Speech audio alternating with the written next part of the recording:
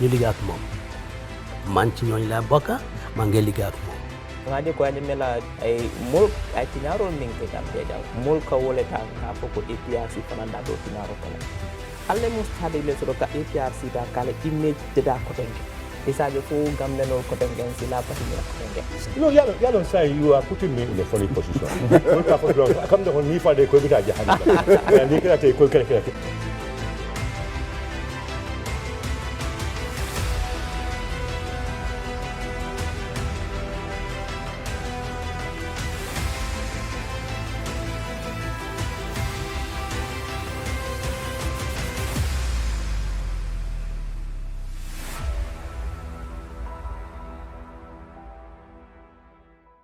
Or visit our head office at All Yundum opposite the Paradise Estate. Lee Properties plus real estate and building materials, creating real value in property and places.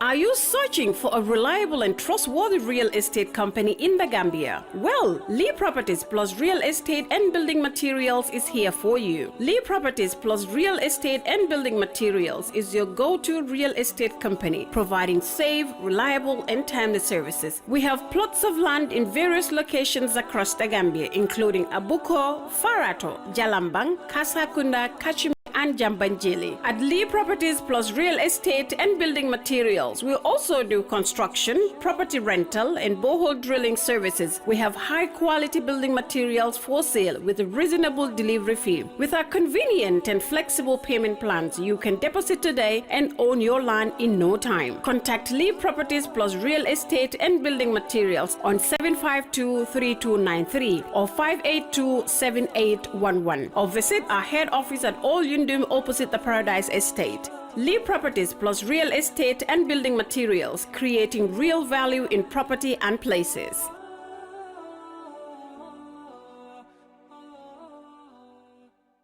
Are you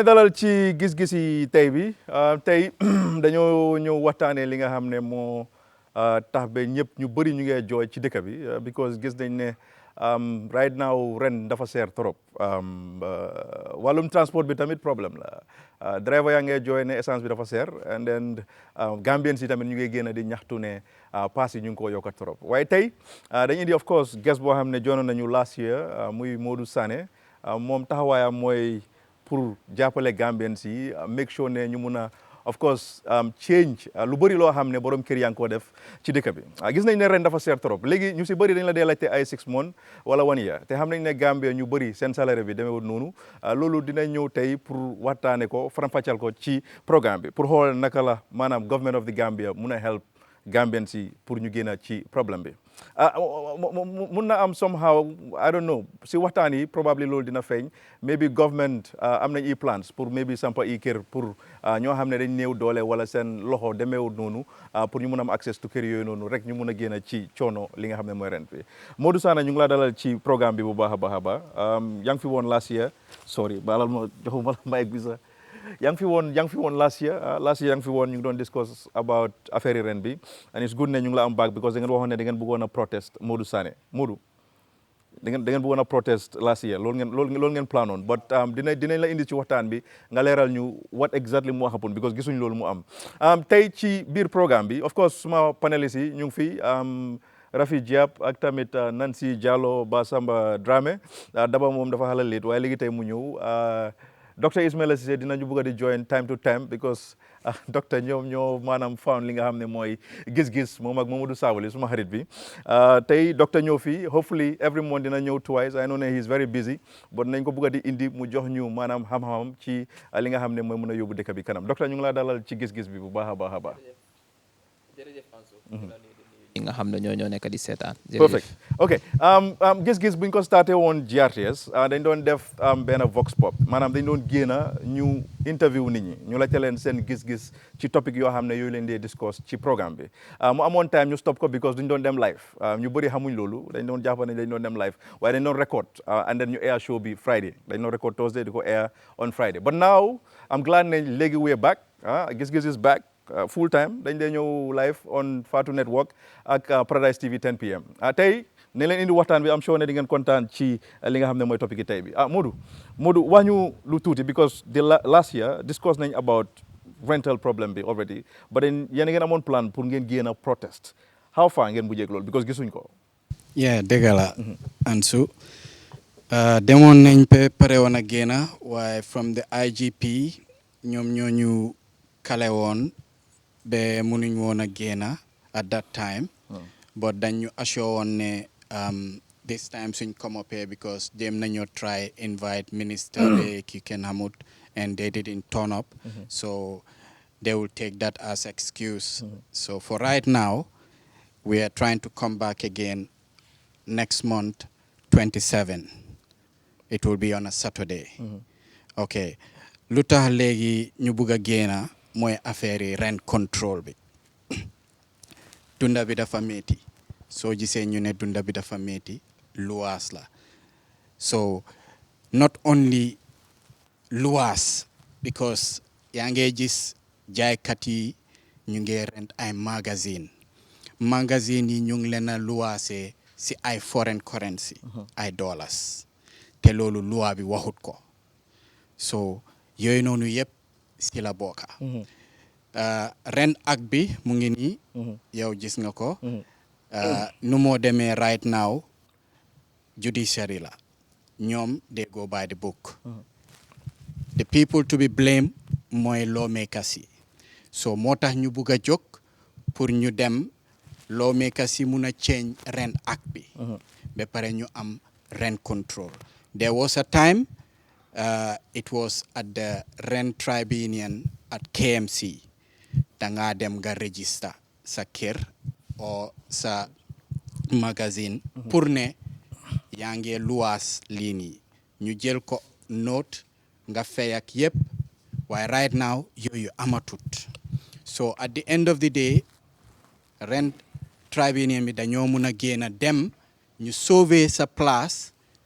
xam naka lam fa demee everything control ko in a sense pour askan bi because léegi lu ñoo def it's too much yaa ngi fay sa kër doo am sa baanee yooyu yëpp mu ngi fa ok Modou dinañ ñëw si loolu noonu yëpp ba den dama leen di remind ne ngeen di seetaan gis-gis ci Fatu Network ak Paradise programme bi ñu si jàppa muy Lee Properties of course ak Remit Choice ñoom ñoo jàppa ci programme bi di ko sponsor now nañ ñëw dog ci waxtaan bi now Dr. Ismaila Ceesay in 2019 doctor rent tribunal court bi of course ñoom ñu ngi amoon about 800 cases meaning ne problème mi rent mu ngi gën a yokk I mean now in 2023 mun nañoo jàpp ne more than 1000 in Senegal right now ñu ngi am about close to 2000 cases about rent the same problem but then in Senegal at least ñoom jël nañ i jéego ñu ngi ñu raw tuuti for a fact ne ñoom da nga mën a fay per month but in Gambia now ñu ngi gis borom kër yi di laajte 6 months borom kër yi di laajte 1 year and then borom kër yi di laajte advance of 6 months ak tamit even ñeneen ñoo xam ne ñu ngi laajte ci foreign currency now doc lan nga foog moo tax ba léegi ñu dem to a point boo xam ne nit ñi ñu ngi fay ay 6 months 1 year because before I know ne nit ñi 1 month rek lañ doon fay now why what happened in between lan la change. jërëjëf benn word demand mooy olof mooy soxla la ñuy ñoo soxla dëkkuwaay parce que nguur ñeenti njëriñ la war a amal askan wi mooy jàngal askan wi su paree jàngam mu utal ko liggéey mooy xëy su amee liggéey mu utal ko fu mu dëkkuwaay ba pare mu dundal ko waaye loolu yëpp nguur mënu koo def moo tax nguur dafa créer private sector nguur dafa def lu mun mu yaatal def level playing field private sector bi ñëw mu mutali ko léegi demand bi lu tax mu xaay xam nga foog ñu xalaat la moo nekk di xew ñaari mbir moo nekk di xew Gambia benn bi ñu ngi ko ooyee demographic change population bi mu ngi grow at a rate very fast moo tax nguur sooy xalaat da ngaa ne population bi nu moo growee nii in 15 years time naka la suma population bi di mel ñu ne na nekkat ba 3-4 million ñaata houses la ñoo need pour dëkkal ñii nii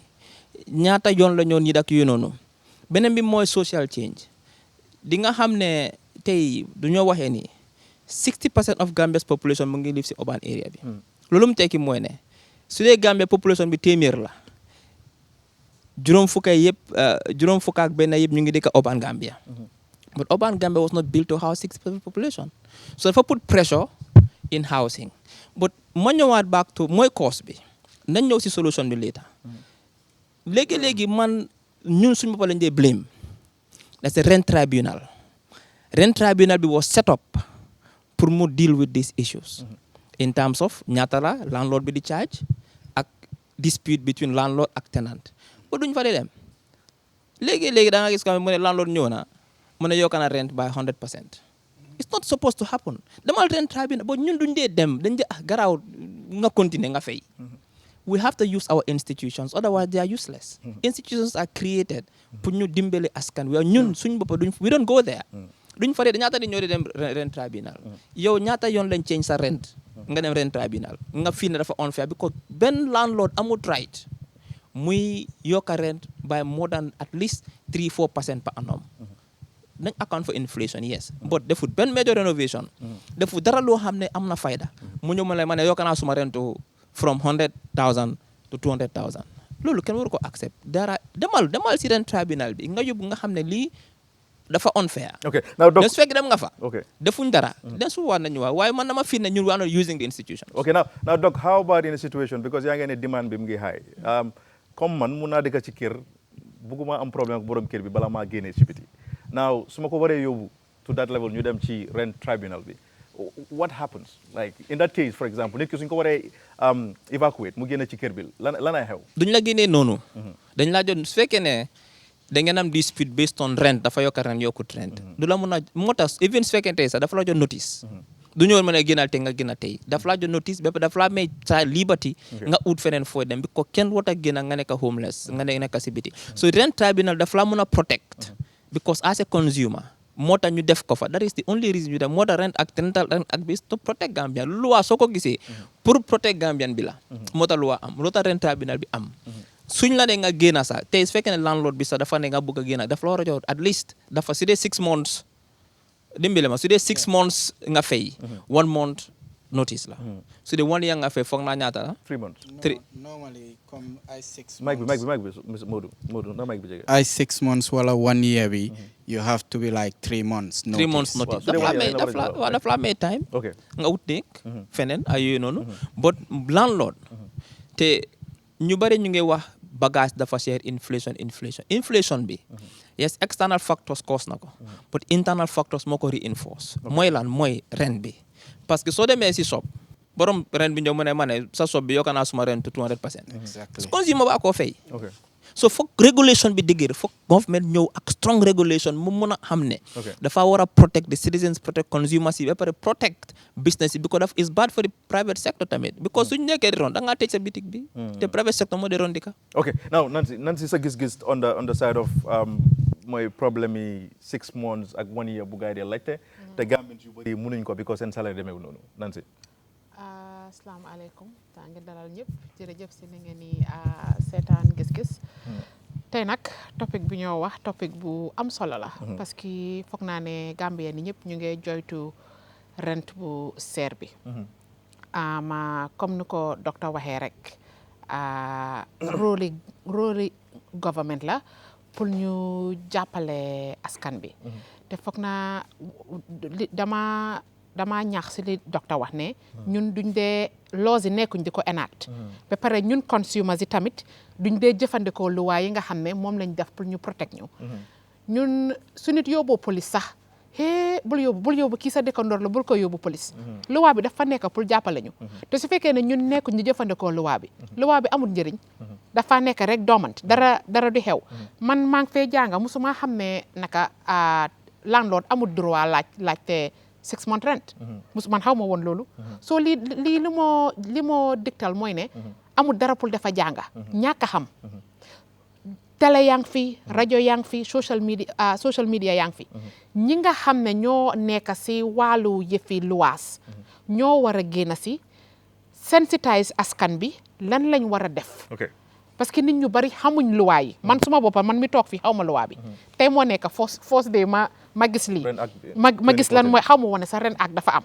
xam nga suñ man kayit boo ma jox dinaa ko read waaye most of tenancy xam nga lii du dee affect sax the high rental people ba pare ñu ngi wax about foreign currency Gambia fii foofi dem dooree ko nag ay bijo la ñun fiñ toog fii ñi fi am ay kër yëpp dollar lañ laa wax su dollar bi eegee te man loolu dal na ma dëkkoon naa foo xam ne dollar bi su eegee loolu lay fay rent kooku si xawuta man sax waxi dala si de waxi dollar la ñoo wax 24/7 léegi kër yi ñoo jaay yëpp si dollar la ñoo wax so dafa it's time pour Gambia ñu really setaat suñ bopp bu baax a baax gastu nguur gi taxaw si tànka yi ñu war a taxaw xam nga ba pare lu am na leneen tam lu docteur wax nguur bi place yi ñu war a jàppale yëpp ñoom ñoo si war a téye Mr Sané thank you so much pour ni nga jógteel askan bi waaye balaa ñoom Mr Sané di jóg the government should protect Gambians first soo gisee ba pare docteur wax na about xam nga migration ak yooyu noonu yëpp population ni Gambia dafa change and lim dee wax nguur dañ am pour de foresee what's going to happen in the next 10 years in the next 20 years soo demee si dëkk yi yu développé te dama dee xeet di wax ne Gambia develop na nit ñi ñoo bañ a développe xam nga lu ma min man tali ak kër bu rafet du développement si man développement si man moo nekk ñun ñu aware xam lan mooy xew fi mu nekk koo xam ne da nga ne xamuloo luy xew da nga ko bëggut a xam parce que information ñun ñëpp xam nañ liy xew su dara xewee within 5 minutes Gambia yëpp yëg nañ ko liñ bëgg a yëg nañ ko yëg soo de ñun tamit dañu war a door léegi di itteel li nga xam ne moo ñoo dundal muy li ñoo lekka fi ñoo dëkka li ñoo naan last week ñu ngi fee waxi nawek tey ñu ngi wax waxi rent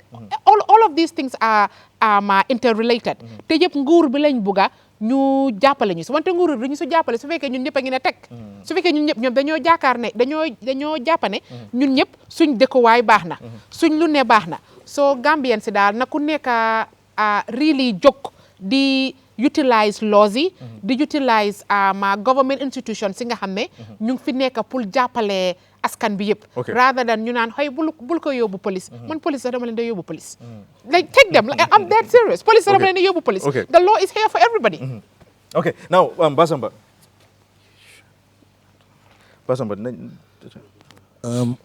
Ansu jërëjëf maa ngi welcome doctor it's good seeing you here all the time Rafi Nancy ak suma brother aftaanam bu nice bi Modou thank you for coming am na affaire rent bi wax nañ ko fi many times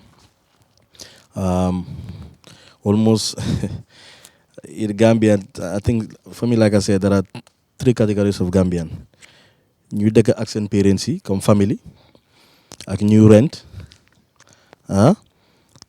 new rent si sent from their family ak new rent from these new real estate owners ñu fi gën a ñu jaay at an exorbitant price but then you see that the role of the government is what is essential pour regulate situation bi because every decabodem in this world there is no way the government is not involved in housing because it's the number one necessity in life. Mooy sutural nit. When the government is not involved and businessmen take over, they do what they want. You cannot regulate that. So if government, of course, first of all, if government, we've seen the First Republic, they were very serious when it comes to housing. We had so many housing projects here.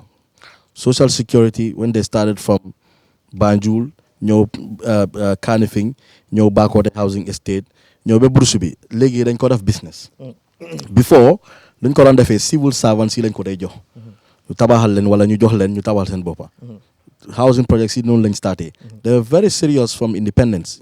Even before. Léegi how has that revolved? At what situation are we in our housing projects? Léegi what happened is that businessmen took that model. You have got business instead of government taking ownership. You can see in other countries they have social housing project. There is no serious country I have gone that I have not seen a social housing project. And who is the social housing project for? Is for civil servant, for the citizen of those countries. Two, either new legal government, utal len funyo deka, from servicemen, to ordinary civil servant, and also for the ordinary citizens. How do you do that? They create housing project, they are going to pay it because government, you are in government, you want to earn, you want to chop everything now. The money can be paid in 5, 10, 20, 25 years to 30 years. Okay. That's money for the country. But then now the projects are with businessmen. They are pricing from 100,000, 200,000. Those that can afford it, in Gambia, you get abroad, then come in 2, 3, 4, 5 years. Look at how Uncle Tav has evolved in his business from where he started from Bijulo here. Nigeria. Because business la. Why can't the government be involved in the same business by making it easy for its citizen? It's very simple. Social security is here. 3/4 of those that are renting to people are in Brusubi. Most of those houses they are allocated to them almost for nothing. 50,000 lañ ko amé. Légui ñom ñu ngi tabax kër di ko rent at an exorbitant price. Who is there to control that? Can more fa nek the control. Okay. So municipalities are there. Most of these problems, comme so amé problem da nga dem ci municipal police, municipal magistrate court nga dem. So dem, I mean, for me taking police and all of that, the first thing is so started rent your house. What hamne ko taba for family use nga ko rent. You have to go and register first. Okay. So they nga register, then you will be in the registry as the register. Legi, that's where the government will start control. Okay, nyara bedroom nga fa am, nyara nga ko rente. But is this happening? Okay now.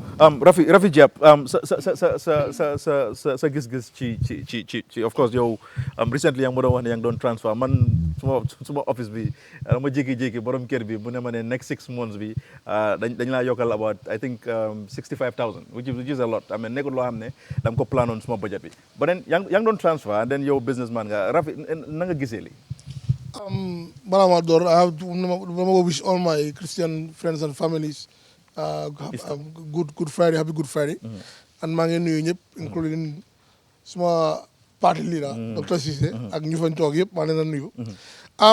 Affaire yi rent man agree naa to an extent comme docteur lu ma wax about dem si tribunal bi. waaye xam nga Gambia fii ñun nañ am benn classic problème mooy ne suñ books yi the laws and whatever they have in place, it is fantastic. So ko read mom, my friend, so ko America is the best policy. Implementation, my problem in Gambia. Because sometimes the man believe in you, but it's okay say you do the bukan si court si.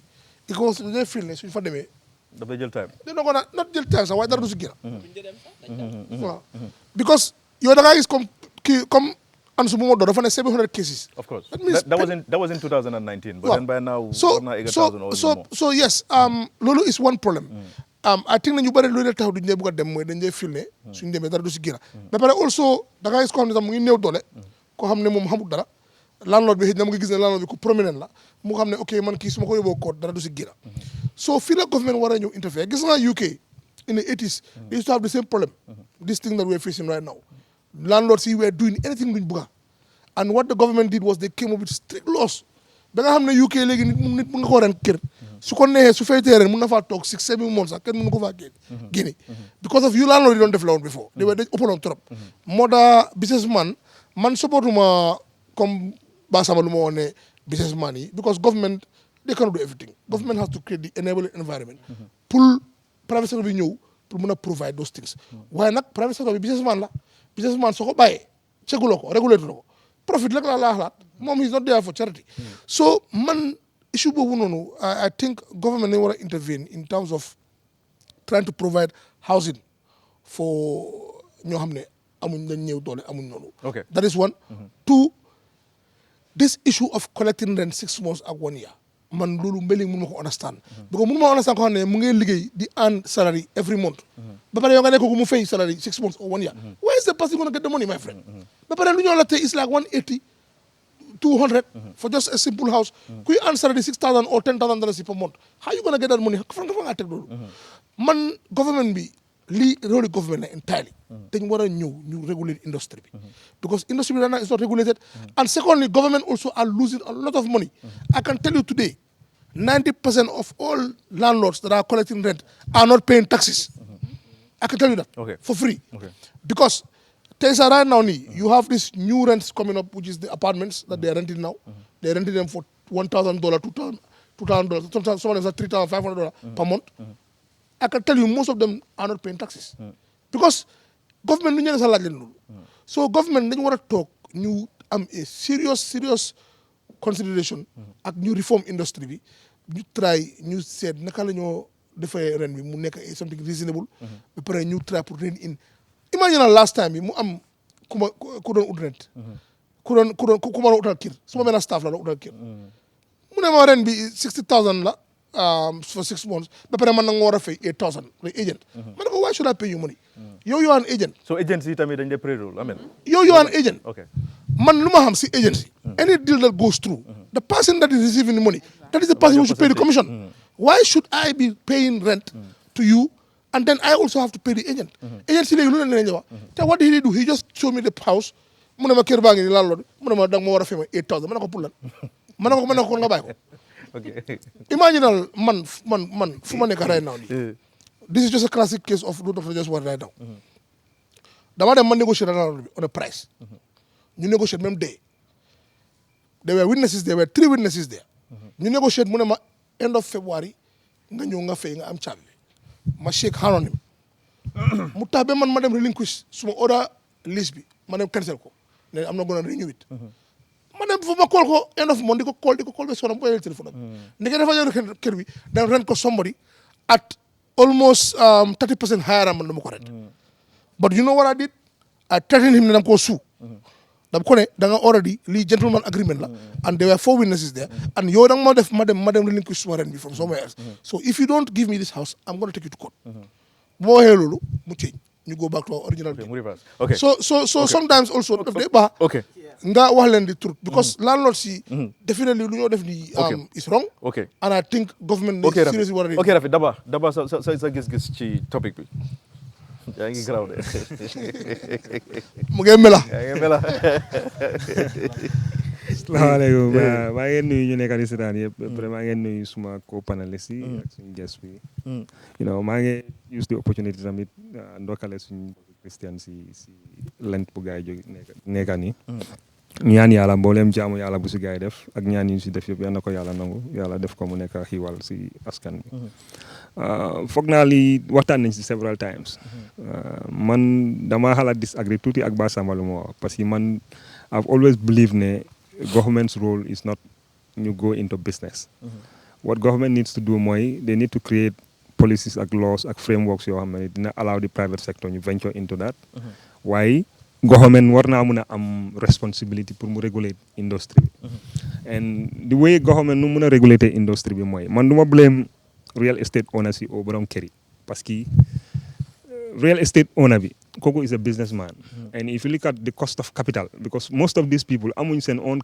capital bu gaay teg boo xam ne dañ koo jël di sampa di jaay non they go to the banks ñu jël loan and they pay so soo xoolee interest rate si banque bi the cost of capital bu gaay di jël is very expensive and no businessman will go into a business boo xam ne or na ko ne dafa make foofu noonu loss so man I've always said this one way bu government mun a help the ordinary man mooy Gambia needs to have a habitat bank mooy banque bu nga xam ne nii mun na moo joxe real estate developers yi loans yoo xam ne dafa dem 30 years because fii soo xoolee banques yu fi nekk they are commercial banks and most commercial banks the longest duration of their loans is 3 years soo munee am 5 years dafa nekk nga nekk businessman boo xam ne nii xam nañ ne like yaa ngi indi lot of deposits to the bank si ngay mun a am powers pour nga mun a negotiate to have at least interest rate boo xam ne sax is favorable te lu mu favorable maybe it cannot go beyond 1 digit you understand so man li ma gis mooy ne government needs to create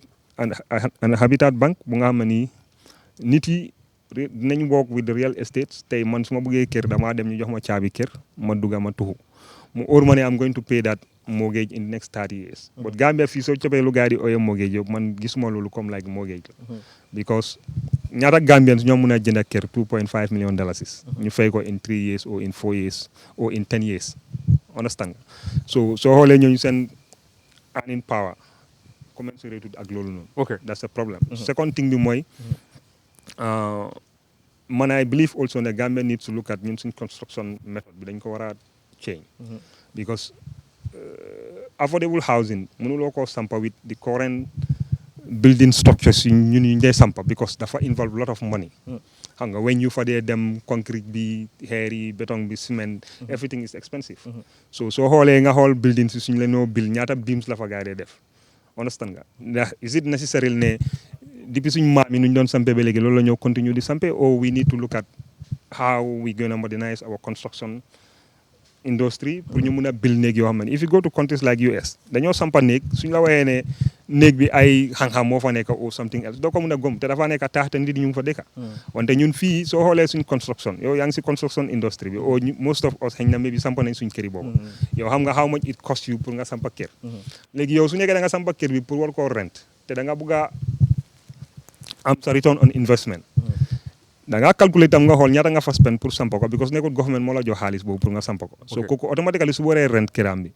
dafa xool calculer seet ñaata la ko mën a rentee pour mu mën a recover xaalisam because any investor buy invest return on investment time frame bi is very important for that person because kenn du jël capital am mu taay ko si projet boo xam ne dafa dem 10 15 20 years 30 years pour nga recover that money so man loolu is one two government needs to have a regulatory body bu nga xam ne mooy oversee these real estates man because wax naa loolu noonu fii last time bi ñoo wax about these real estates man dama believe ne the same conditions that are set up for banks ak insurance companies the same thing should be done for real estate agents companies because they are collecting deposits te once you are collecting deposit ñaata nit la fi real estate si dee collect seen xaalis ba pare at the end of the day kër yu ñu laa jox sax fekka jaay nañ ko 2 or 3 people o ñu jox la nga fay ba pare fekka land bi sax ñoom ñu ngi ko négocier ak borom family land bi family bi am nañu agree mu ñëw nekk problème doo mun a recover sa xaalis so man dama believe ne real estate si government needs to set up they need to come up with a real estate act bu nga xam ne nii dafa make sure ne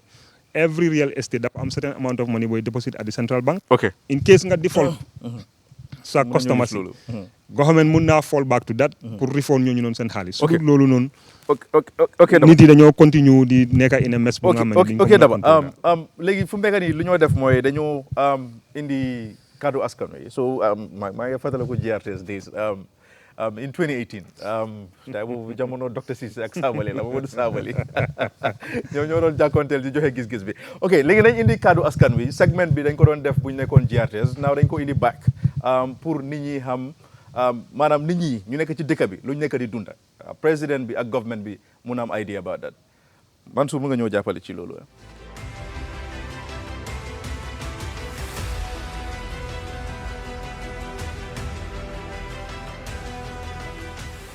dañ bëgg nga wàññu sa xalaat ci wàllum luwaas because gis nañ ne driver yu bëri ak ñoo xam ne ñu ngi yëngu ci wàllum transport am na ñoo xam ne am nañ kër seen kër yi boppam waaye ñu ci bëri ñu ngi luwaas te xam nañ ne léegi borom kër yi dañ dee laajte ay advance 3 months ak ay advance 6 months wala ñu ne la nga fay 6 months wala 1 year te nit ñi seen loxo bi demeewut noonu lan mooy sa gis-gis ci loolu ak lan nga bëgg a government bi taxaw pour jàppale askan wi ci wàllum i kër fu nit ñi mun a dëkk.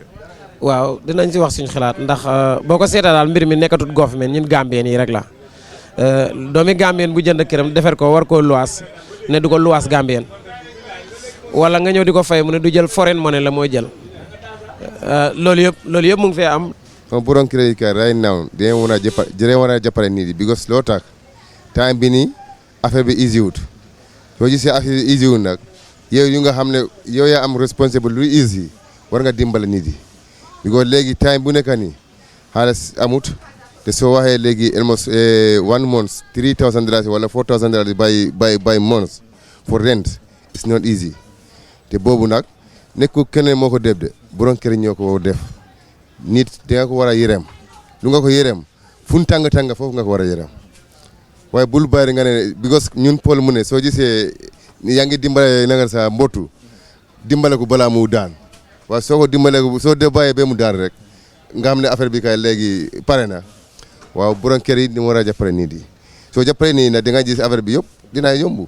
soo xoolee walal fii rek any place nga dem rek di nga gis ñoo xam ne am na Baye Force am na ñuy France bi de Baye Force am na ñuy France bi de loolu amul njëriñ ca ba nga fii soo jiitee i réew da nga war a jël réew mi nga dimbale gars yi bi ko sax yërmande moo baax si dëkk waaye sooy jaay ne fii moom xam nga fii moom président yu toog yëpp seen poste rek la man moom maa ñeme wax loolu moom kenn ñeme ko wax waaye wax naa ko ku bëgg rek mun na ñëw waaw loolu moom dëgg la wax rek fi ko sax fii jàppalante la doomi adama amul loolu doomi adama moroomi doomi adama waaye fii moom mooy loolu xaaf côté bi yëpp dañoo lu waas amuñ kër waaw mooy driver yi bi ko sax soo bàyyee xel xoolal fii rek ku nekk yow soo yow xaalis amul si dëkk bi yow ban driver moo la driver bu la wax ne am na fii kër xamal ne ko yàgg na si wala bàyyi ma ak maamati maama mi wala bàyyi mi ñoo koo jox waaye driver bu la wax ne am na fii kër bi ko dañuy taxi la gasoil baa ngi seer dund baa ngi seer fii xoolal rek lan moo fi yomb waa ji dafa métti ba ëpp dañ ko jooy xoolal time depuis time yaay jaame la dàqoon sax waaye léegi non waa ji kay moom macha allah. waaw bu fekkee ne jàppandal mën na ci am xam nga nguur tamit su bëggee jël force nit ki ne ko doo fayee ko 6 months mën nañu nguur daf koy jaay doole waaye nit ki tamit soo ko bëggee forcé alalam ne ko man mënumaa fay 6 months dafay des si maanaam mbir mi gëm yàlla moo koy mottali nit ñi ñooy delloowaat suñu xel ci yàlla xam ne duur ñëpp a xam doole fay 6 waaye tamit bu xamee ku mën a fay 6 bay fay te mën naa fay waaye nag yow miy fayee ko boo gisee ku mënta fay 6 yi tamit nga jàppale ko xam ne kii mënta fay 6 months fu mbir mi foofu la ne waaye duwut ci question yi nguur war a jóg ñëw ne force nit ñi ñi fayee ko bàyyi fayee ko 6 months warta tamit ñëw ne da ngay fa force nit ñi ñi force ne dañ borom kër gi dama ko war a fay 6 months loolu nguur du ko bu ko defee tamit dafay niru ne dafay jaay doole waaye suñ taxawee ne kenn ku nekk nga gëm yàlla jàppale sa moromu julli te yàlla tax xam ne kii mën naa fay 6 months nga jël kii nag moom mënut ko nga jël lool xam ne kii lii la man kii lii la mënut ki mën a fay 6 months moo lay arrangé sax dugg su weer bu ne nga ñëw fay weer bu ne ñi ñëw laaj la waaye boo xamee ne sa doole àggut foofu nga fay par weer loolu tamit rafet na man noonu laa ko gisee. man nii sax suma boppa sax fay par weer moom a gënaat sax fay 2 months wala 3 months bi ko ama doole boobu raay naa ne suma njaboot bi dafa bëri soo waxee léegi demal nga fay ma ngi bëgg nga fay ma 6 months ou 7 months nga xam ne léegi loolu dafa easy si man daal fekkee kay by months la wala at least 2 months 2 months sax dafa bëri daal because jamono bu nekk nii yëpp di yërëm la ku nekk dafa war a yërëm keneen waaye 3 months 4 months ba 6 months loolu daal easy wut si man surtout nga xam ne ay borom njaboot. man suma xalaat man suma tabaxoon kër kër yu bëri iluwaas yi non damaa ko joxe firi bi ko sa néew doole yi am na ñoo xam ne amuñ luñ lekk ñu ngi fay luwaas sax waaye yàlla xam na ne amuñ luñ lekk suñ ko fayee sax comme bien na sutura yàgg rek suñ dëkk bi léegi dafa métti yow da nga xëy sax xaalis amut liggéey amut.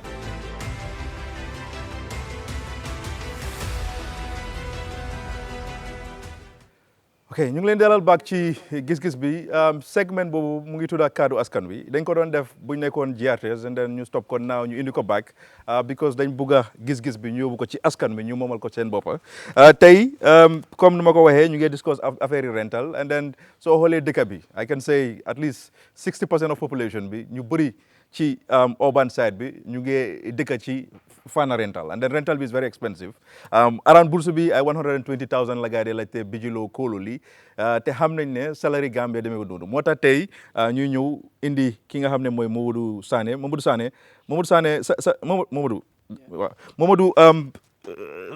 yaa ngi doon wax about protest boo leen doon plan pour def and then loolu mujjee ta happen but I know ne ya ngeen doon of course negotiate ak authorities yi pour make sure ne ñu jox leen time boo xam ne dafa suitable pour ngeen mun a make that event happen now Modou ñaata nit ñoo nekk si seen ida organisation la association or group pour ngeen génn a taxawaay li an lan moo tax ba yéen ngeen toog xanaa da nga nekk ci affaire yi rent wala da nga yow sa bopp da nga nekk di rent nga jànkonteel ay problème wala ay nit ñoo génn a mbootaay ñëw jël leen ñu ne ngeen taxawal gaay what exactly nee na Modou.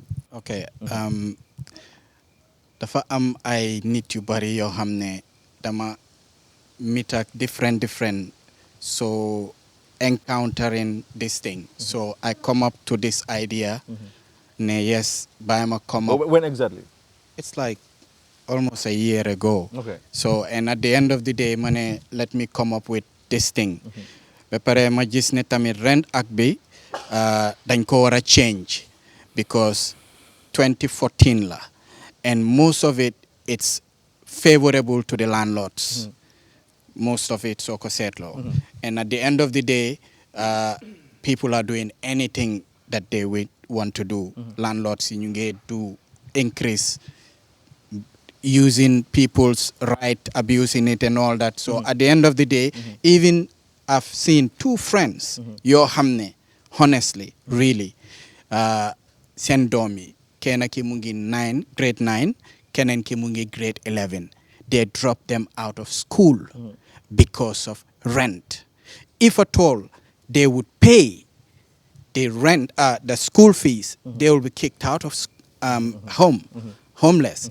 So they prefer to drop out those two poor children, you know, which is really, really sad and really sad for the lawmakers seeing what is going on, and they are seeing it. They know what is going on, but they did not do anything about it. Okay, judiciary, they're there. Okay, those one, they go by the book. They go by the book. Okay, now Modou, from nekk ni la moy sen goal, yow sen goal moy lan lang den buga either government be or council see or which area nga buga guy for right now intervene, what we want, let them control the rent act bi ñu change ko plus rent tribunion bi because duñ dé dem ci feel amuñ feel lifin work yeah, like before, it was in the local government. Bum nekon si local government bi, those time it was wonderful, favorable for both. When was this? My time in Jame or when? Yeah, from Jawara time. Jawara, okay, go ahead. Up to bum ñëwé si Jame time bi, mu change ko. Silam ko move out from the local government to the Justice Department.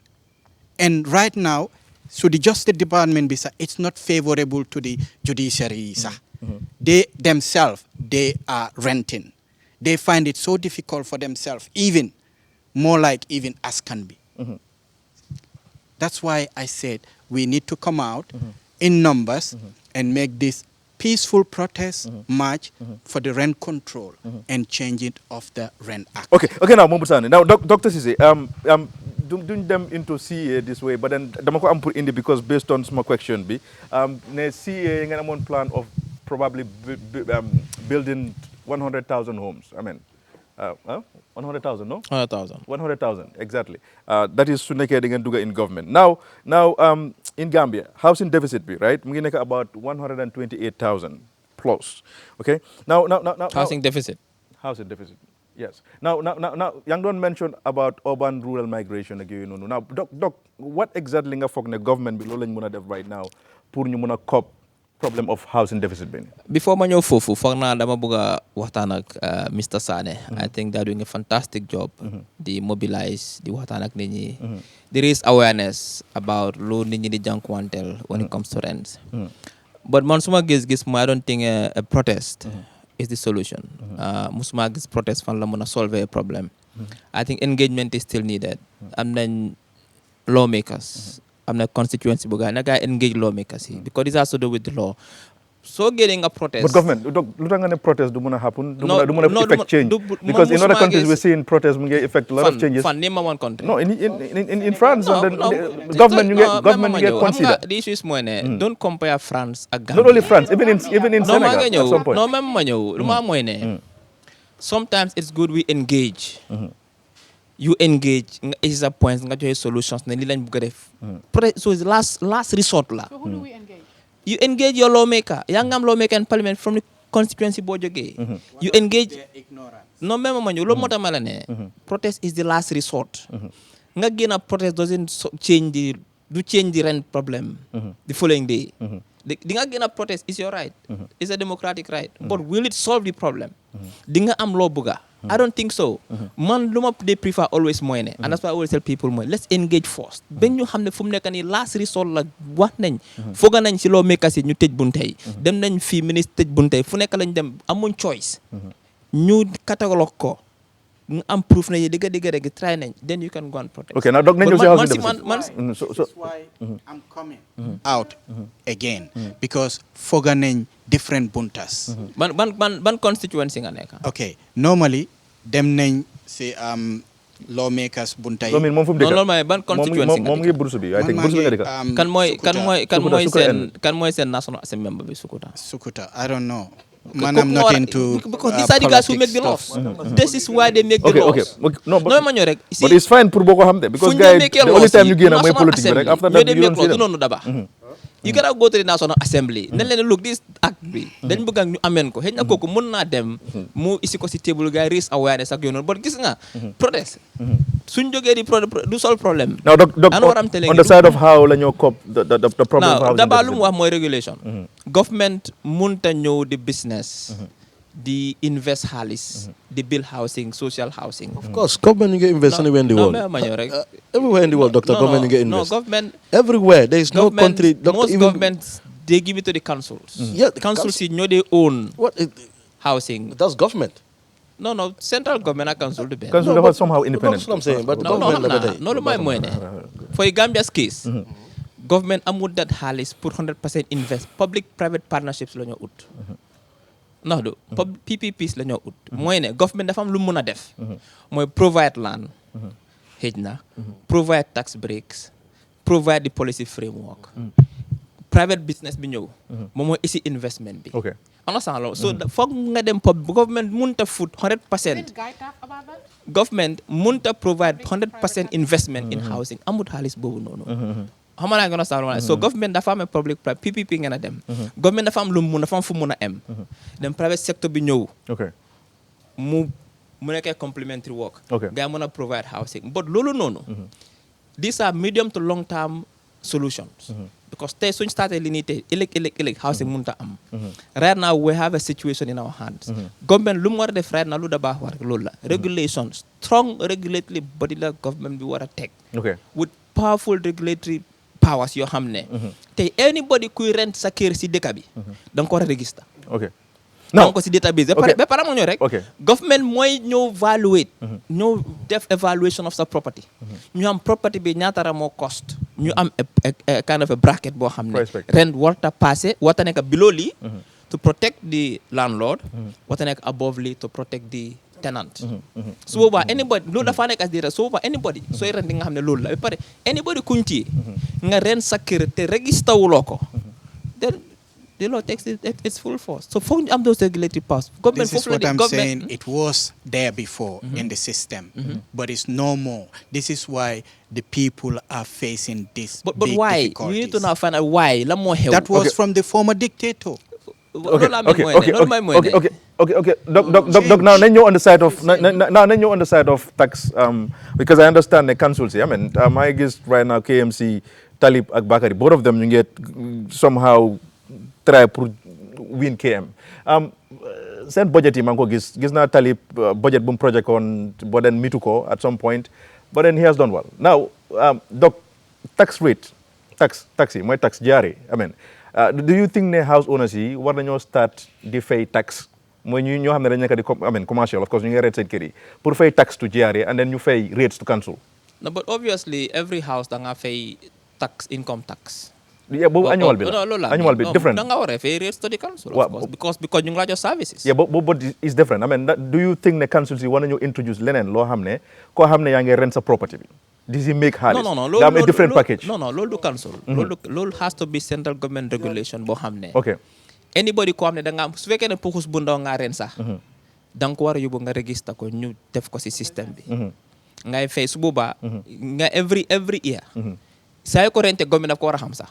saa yoo ko rente government daf ko war a xam suba ñu xam ñaata tax nga war a fay is to comme lu ko rafet waxee mooy ne it brings money to government it protects the consumers but at the same time it protects the landlord. Okay, now so comme ma answer sa question mooy ne ñun tam mu ñu wax 100,000 homes is in a PPP framework mooy ne not government di génne xaalisam di sampa because government mënu koo def but a public private partnership framework boo xam ne government dafa am lu mën a def mën naa provide the land mën naa provide the policy framework mën naa provide tax breaks mën naa provide nawek but ndax Adama Barrow den mën naa def loolu ak ñoom taf ak ñoom Sol Fraser and then like government can do it of course what's wrong as long as mën nañoo provide land but da nga war a understand tamit ne comme ni ko ni de wana government sampa social housing Gambia do a kind of a social welfare state boo xam ne you're not that rich yaakaarañ ko si oil money or si leneen loo xam dañu ñëw di build social house kaa leen di ko for free it doesn't happen like that because li xew mooy ne you provide the framework na nit ñi ñëw nga isi private sector nga make sure ne for example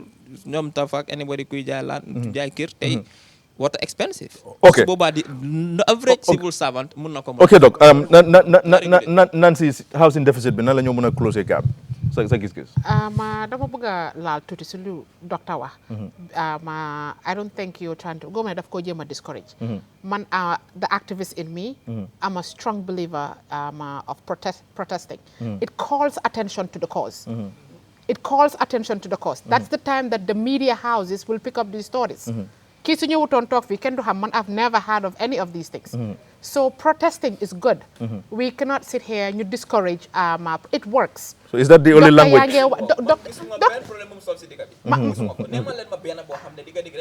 xoolal kay ma wax be ma wax waa dëkk election reform moo tax yaa ñëw nekkatu fi of course okay waaw ñu dooree nga ne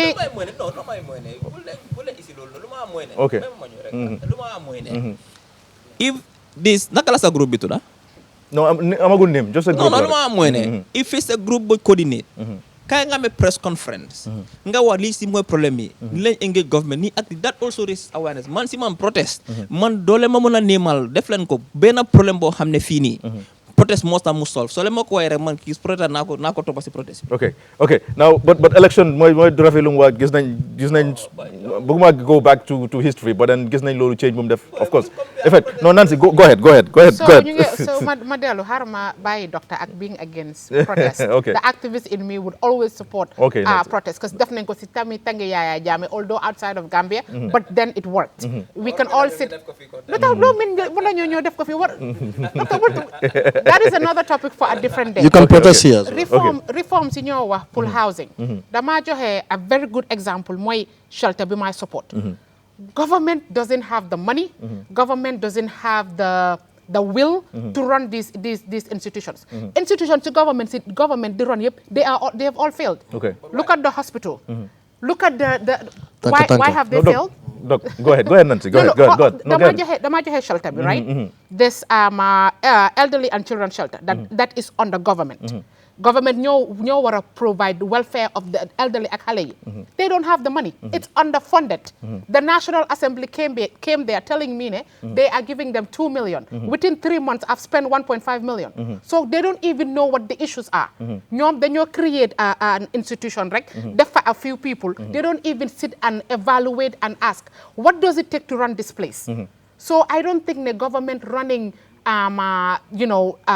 these nañ fàtte waxi government at running anything man as far as I'm concerned anything that this government is running and it's not just this government African governments anything luñ dugal fara ñu dugal ci corruption fara ñu dugal ci lu nekk because ku nekk bëgg nga see lekka ak politique lu nekk politique la dëkk bi lu nekk naan ndox sax politique la ñun ñu toog fii sax liggéey politique la so for real we have to be realistic tamit dama am pour wax lii ci kaw mu ne the cost of building materials is expensive and I agree with you the solution is not building homes out of wood ñaan naa la balaa ñu ne gis-gis lañ ko gis nit dem sampe fi may ñoo ko cop ñun ñoo ko cop so let me come to the solutions I think one of the things that government can do is to partner with like doctor said these real estate agents ñu jox leen incentives ñu mun a lower the cost of housing but the other problem to that because xam naa ne government have done this with a real estate company they have done this with a real estate company I'm sitting here duma oo seen tur land boobu mu ngi fa ba tey this real estate company gave government the impression that they already have the funding mu ngi fa dañoo bàyyi ba ñun ñëpp faate ñu jël ko sampa lu leen fa neex jaayee ko lu ñu neex and that is the issue moo tax I'm kind of on the fence about if government should be involved I think government should protect the renters government should try to implement these laws li docteur wax agree naa ak moom they have to set up a whole Nancy li nga wax ne da nga feebar dama feebar su ma bàyyi métti wante moo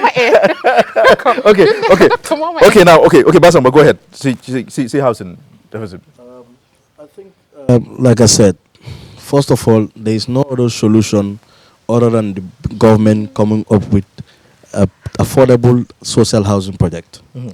Like I said, doctor said government doesn't have the money. I think the problem is the will. If there's the will, then it happen. You see, we're not asking them to build a house and give for free. Of course, they're giving a land. Don't get it.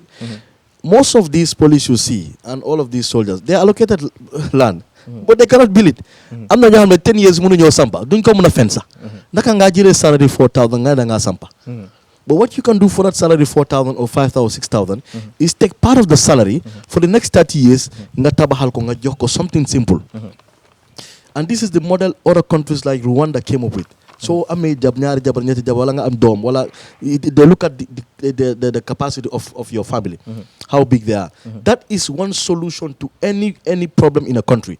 So start to say housing. There's nothing else you can solve. Okay. Because housing is the biggest necessity. Come like everybody needs that security.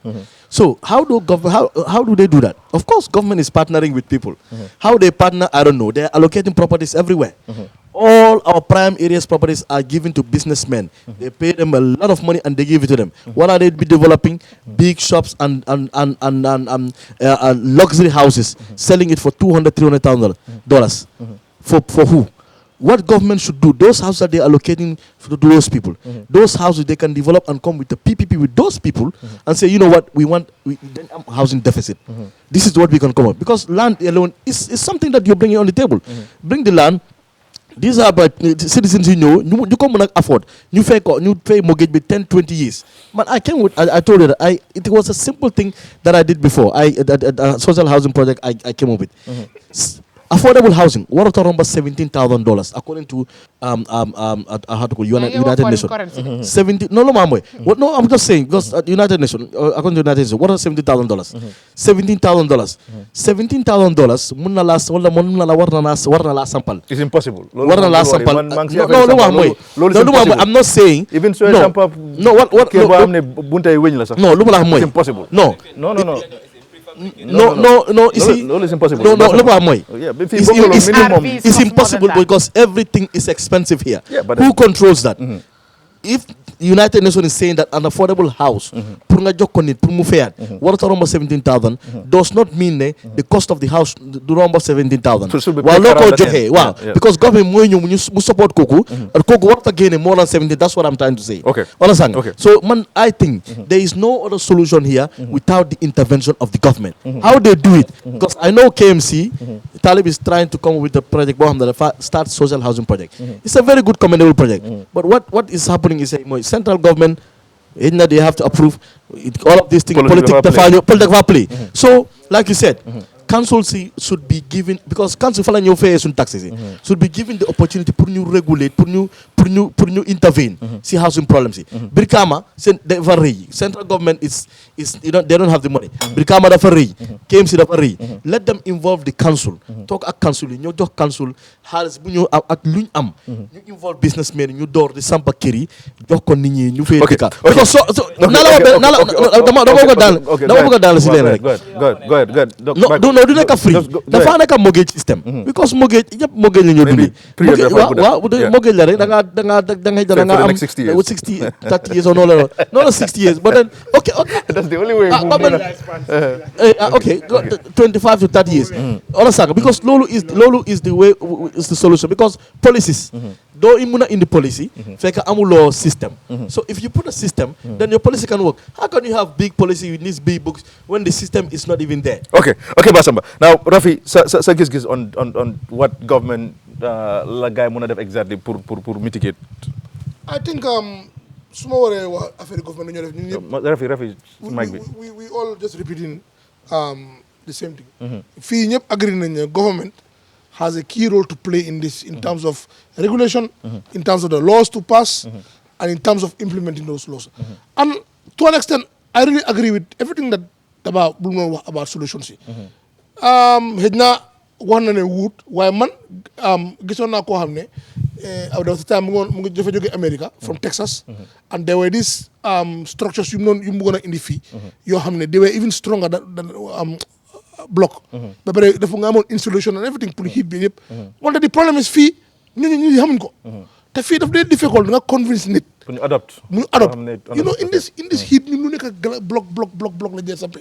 You know, but right now technology advance boo xam ne. There are more techniques out there that are even stronger than blocks. yoo xam ne mën nañu ko use sampa and they are cheaper. But it's true. If we want to solve these housing issues that we're having, it involves a combined different solutions. Honestly, listening to Daba, highlight in a very, very brilliant way. And I think these are the things that we have to do in order for us to be able to solve these issues. Okay. Now, just briefly, one thing I forgot: decentralization. We need to do some reforms in terms of decentralization. Because mënuñu nekk di samp housing yu tam fii rek. Dafa gën a congest fii nii. Look, let's go out. Let's go build in North Bank. Let's go do housing projects in Basse, in CRR, in Lower River region. Private sector? Non, mooy to the PPP arrangement. Understand? Loolu laa ba lu xam nga fu ma dis ak yow mooy ne yow da nga ne government bi moo fu ma la waxee mooy ne there should be a partnership. I'm not social housing, that's government responsibility. But PPP is another form of housing. But man maa doon government mun tas build house social housing government si xaalisam mu jox ko jox nit ñi social housing kenn du fee ren. Okay. Da nga ne bu nguur rek doo ko tekkee sax. Okay, Doc. Those are problems. There's always some problem. Okay, Doc. But Ansu, quickly, we need to decentralize now. Moo tax Gambia te 60% of our population live in urban Gambia. Okay. We cannot continue. It's not sustainable. Okay. More traffic congestion yi di am legi. Approach bunju there is not the right approach. We'll get to that soon as the public sector. But we need to start thinking of decentralization. That is the key. Okay. Now, Daba. No, xam nga housing deficit. Xam nga Gambia benn problem lañu am. And xam nga last time we don't discuss about this housing issue. I've said it here. For example, like Gambia most land suñ dee jaay 20 meters 25 by 25 30 by 30 waaye man ñaaka policy moo dee tax real estate ñu ngay def loolu parce que what they do is dañoo dem si benn aala boo xam ne ni dara nekkut fa ñu jaay la 20 by 20 before social amenities yi di aga foofu noonu for example like electricity water it takes 5 10 6 15 years up maybe do for aga for example like man fu ma dëkka you know it's just Burfoot here but like I've been living there for the past 5 years no running water, no electricity. Understand? So, but people are forced to go out there because area bobu non la land am. Maybe when I was buying that maybe 10 years ago, tay ñu ko bañon pour jëna tay they are buying way far away from ñun fuñ dëkk. Understand? So man I believe ne government needs to come up with a policy. Bo xamni moy force among that moy ñu am real estate act. Instead of building nekka di dog land yi bàyyi because Gambia bu ñu fàtte ne tamit Gambia is a strip of land bu nga xam ne nii like suñu land mass bi is not that big understand nga so nekka di dog kër yi 20 by 20 30 by 30 in the long term dafa ñëw ici land crisis because ne dem to a point bu nga xam ne nii tey nit yi sampa nañ already so ñooñu duñ mën a ñëw daanelaat seen kër bi ne dañoo sampaat high rise buildings so man li ma foog mooy real estate system they need to start building high rise buildings instead of nit yi di am full kër nga sampa fa benn néeg bu ndaw am fooy park sa moto su nekkee high rise buildings mu am apartments people will buy apartment based on your family size understand nga and loolu also tamit dafa gën a create space for the generation to come because ba léegi Gambia amuñ policy of reserving land for the next 50 years pour generation suy ñëw fan la ñoo build hospital like you go to most of these communities tey soo leen waxee da nga leen bëgg a sampal marché mënuñoo am land fu ñu allocate pour market mënuñoo am land fu ñu allocate pour school mënuñoo am land fu ñu allocate pour cemeteries and all these stuff and these are things yu nga xam ne in the next 30 years 40 years to come generation boobu noonu will need it so man beneen aspect bu ma gis tam fu government mun a come in to help in terms of bringing down the housing deficit mooy social security and I've said this suñu benn programme bu ñu doon discuss fii social security every Gambian worker buy liggéey yaa ngi fay social security contribution so man suma gis-gis mooy nit ki maybe let's say ne at the age of 25 nga graduate from school am nga employment yaa ngi start di fay maybe by the age of 30 fekk nga liggéey nga 5 years contribute nga already to that fund because that fund belongs to people who are working there nekkul ne government moom fund you understand but even the way government is managing that fund sax ñu nga xam ne ñoo nekk di contribute si fund boobu noonu sax they don't even know xamuñ sax they don't even know how that fund is managed because gis nañ suñu experience during Jammeh's time jël nañ si fund boobu noonu to help a lot of these parastatals millions of dollars yoo xam ne tey ba tey xaw ma ne sax because during the Janneh commission some of those things came up ndax fund boobu noonu refund nañ ko or they didn't refund it so dañu di ñan ñooy lose mooy di pensioners te soo xoolee tey ñuy contribute to that fund even suñu demee ba retire benn amuñ kër boo xam ne ñoo ko moomal seen bopp fu ñoo dëkka tout soo xoolee pension scheme bi how much they are paid especially most of the people ñuy liggéey in government because xam nañ ne you contribute to the fund based on your sa earning sa salary te if you look at people working in government seen earning powers is very small so yow nga dem ba retire amuloo kër foo dëkka ñu laa fay pension maybe every 2 months or I don't know how much every 3 months $1,250 nga dëkka base nga war a ñëw pour collecte loolu ban benefit la mu am si yow so man lu ma gis mooy ne lu government war a def mooy anybody ku start di liggéey soo contributé si fond bi to 5 years social security war nañ laa mën a jox kër nga continuer di fay ba pare by the time ngay retire because age of retirement lan la 65 soo àggee 65 nga retire fekk sa payment bi jeexul sa xaalis bi nga contribué noonu social security fund bu ñu la war a refund mën nañoo calculate balance bu des foofu ñu génnee ko ñu pay off the housing balance nga am sa kër ba pare su nekkee desal nga xaalis ñu jox la sa xaalis boobu noonu maybe mën nga koo use to set up a small business boo xam ne dina la mën a earn income boo xam ne di nga si mën a survive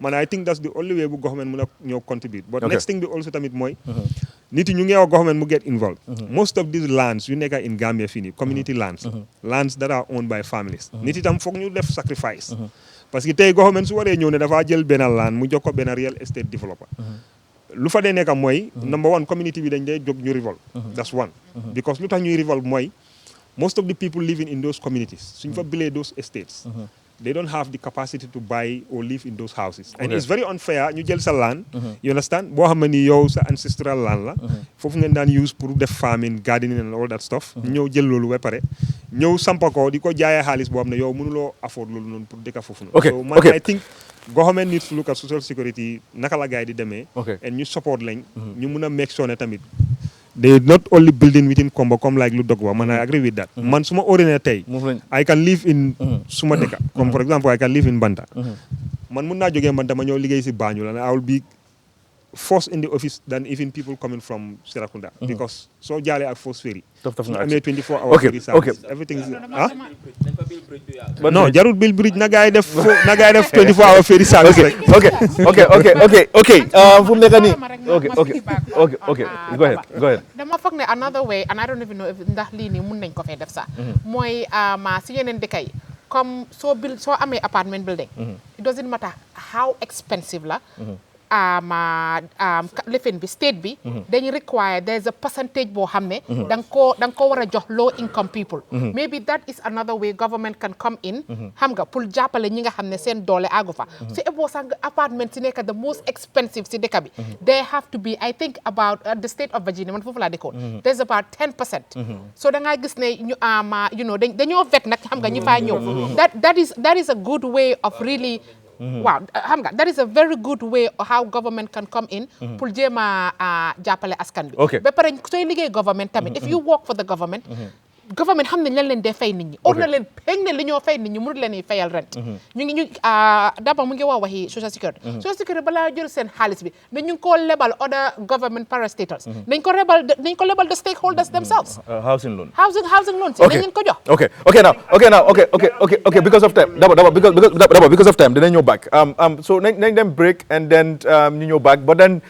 it's important pour ma wax leen ne Remit Choice ñoom ñoo nekk di sponsor programme bi with Lee Properties but the Remit Choice ñoom ñooy the best ñoom seen rate si number 1 la in the Gambia ba pare dundee charge benn fii so try leen ngeen dugga ngeen type gars on Google or whatsoever pour mun a download seen app bi ngeen try and then di ngeen ñu jox feedback bu baax Lee Properties tamit ñu ngi am property fii nga xam ne mooy Jalamba and then gars yi koo jaay $225 but then right now gars yi ngi am discount so numbers yi dañ dee nekk on the advert mu ngeen leen di call pour ngeen mun a am laan ci Lee Properties ñoom ñoo gën a óor ci real estate si tukulóor si ñu ngi koo jaajëfetal bu baax dama dee faate pour mention comme moom ci ñoo xam ne la ñoo jàpp ci gis-gis ba gis-gis bi nekk tey fu mu war a nekk ak Mariama si of course moom daf dee seetaan programme bi all the time nañ dem break suñu dellusiwee ñu continuer waxtaan yi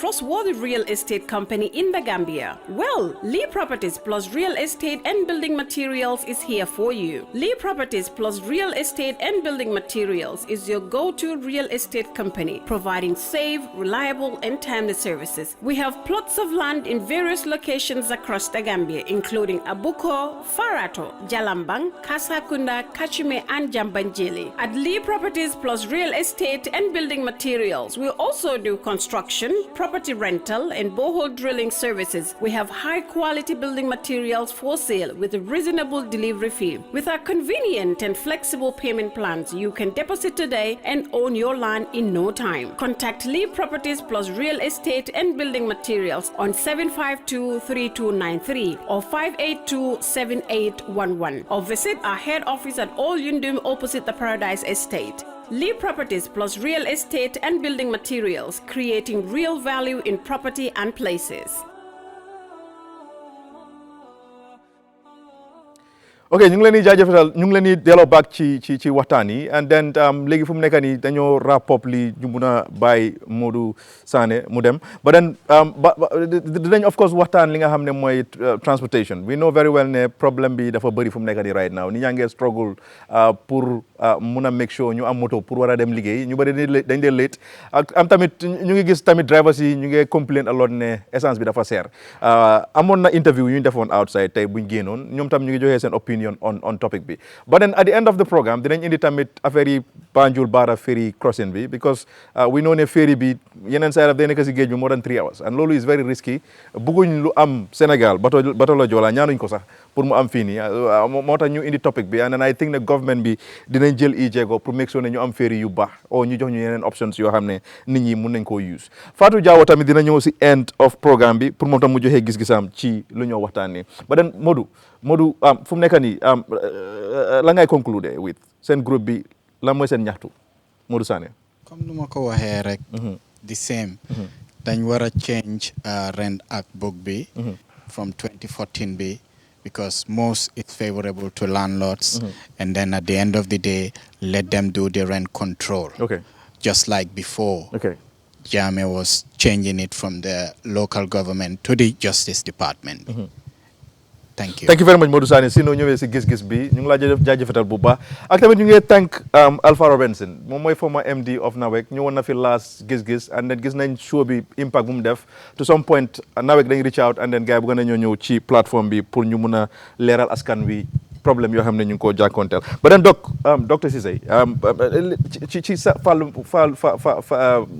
site rental bi don't you think ne banques yi tamit at some point war nañoo mun a génn now pour di joxe housing loan to at least ñoo xam ne ñu ngi si middle class bi seen salary bi somehow okay and all of that but na nekk loans yoo xam ne tamit du toroxal because am na loan yoo xam ne yu maa gis ci Gambie loan yi toroxal ak loan yi rey business what do you think about that comme nu ko Dabakh waxee I mean you need a kind of special financial institution pour mu mën a def loolu because these banks suñu commercial banks lañ these banks are to make profit and da nga war a understand that ñun most Gambians don't have the collateral mooy garantie bi pour because su fekkee ëllëg yaa ngi job kan moo fi am job security boo xam ne honestly loolu garantie di nga dem ba pension the banks they have to also think of profit xam nga la moo cause the 2008 financial crisis we all know it from the US because bad loans toxic loans dañuy took lots of loans mortgages mënuñ koo fay banks yi crash the whole financial architecture bi the whole world mu crash so loolu noonu foog nga think ko twice but I think that should be a special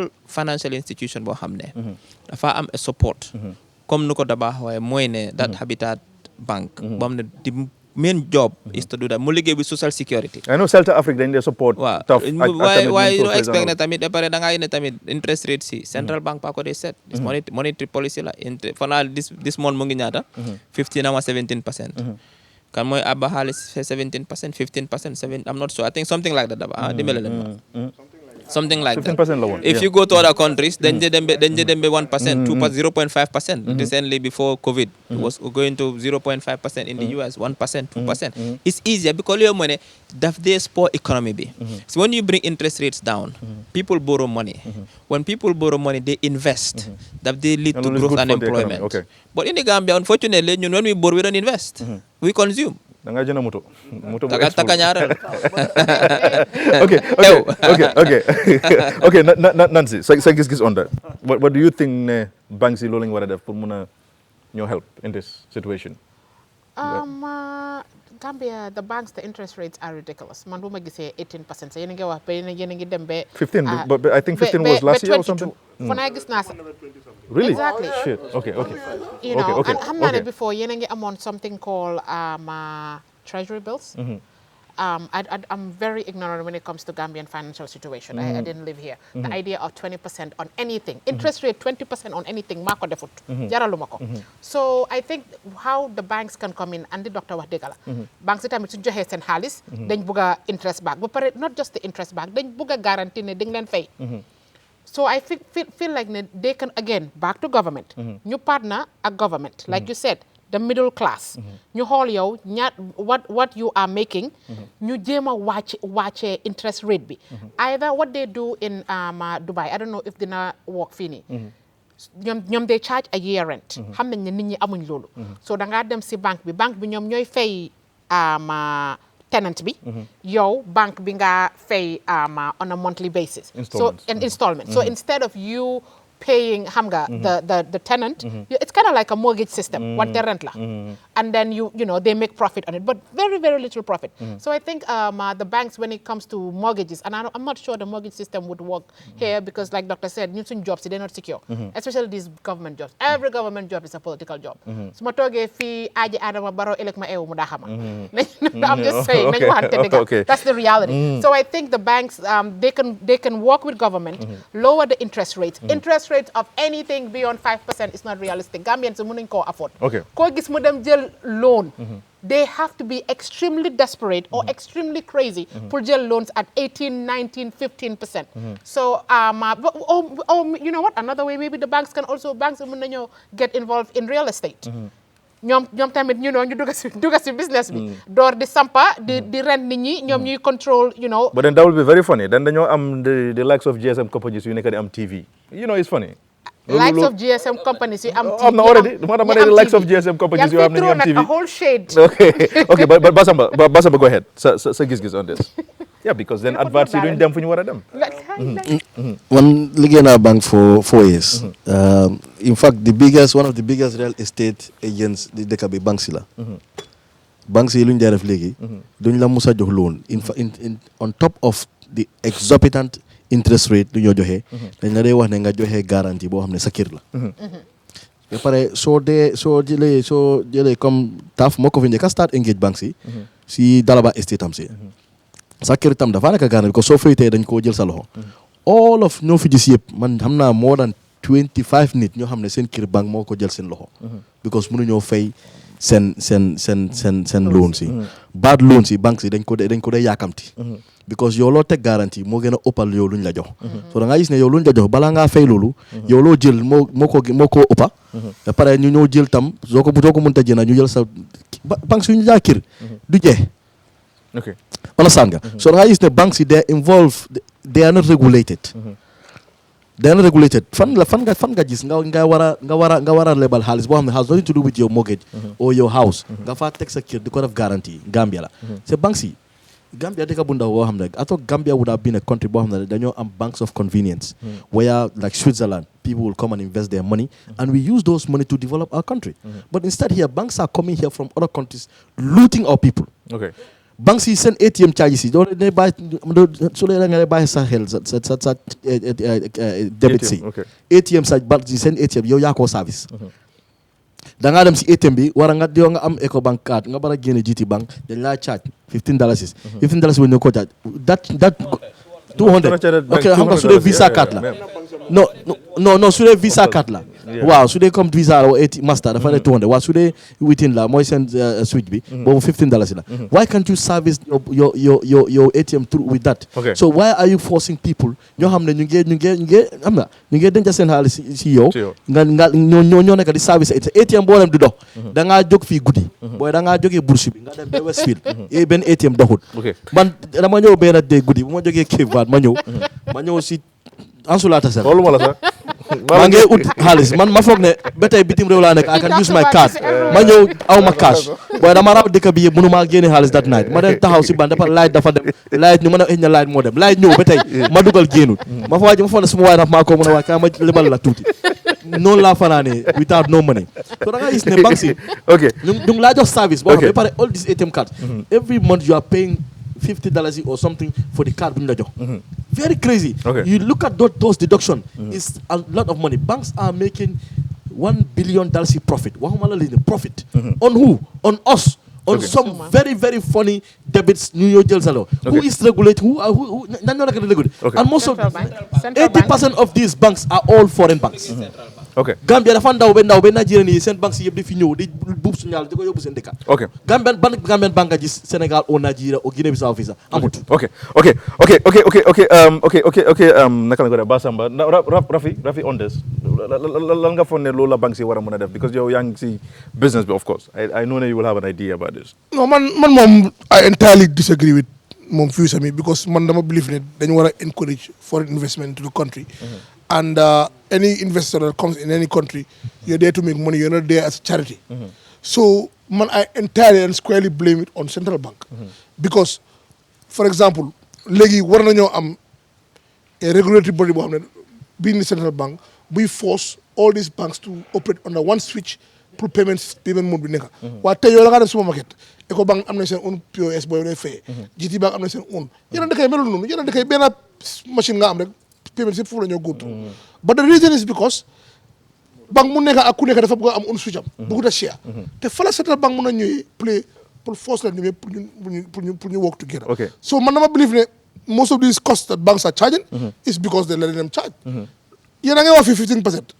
man maa ngi remember benn time mu sonal si banque bi time interest rate banque nekk 23%.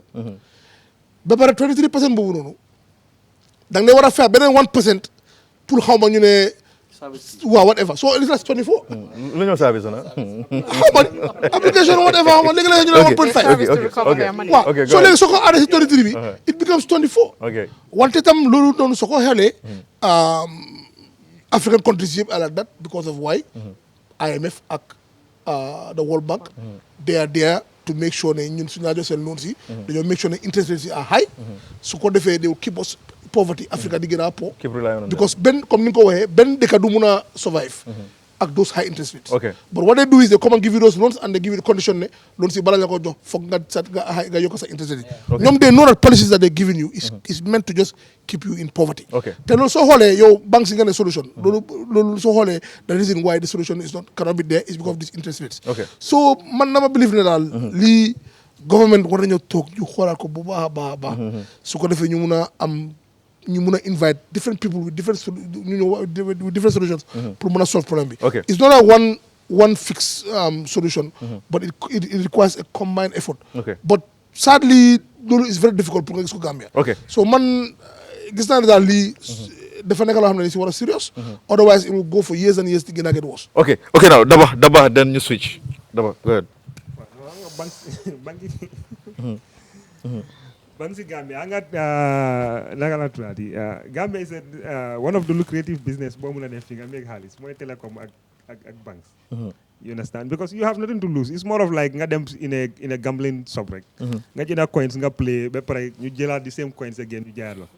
Understand? Man lima gis moy so whole like the cost of capital. Bu banks comme for example tay man ma dem ma am saving accounts with a bank. I'm telling you ne banks duñ la fay nothing more than 7%. Si sa deposit bi. And that same deposit la banks di jël and they give it out to people ñu charge leen almost 20% or 17% or 18%. So yaa ngay gis the gap is too wide. So man dama believe na if the banks are able to charge 23%, at least war nañoo mun a fay ñu nga xam ne ñooy deposit seen xaalis at least 10 or 11%.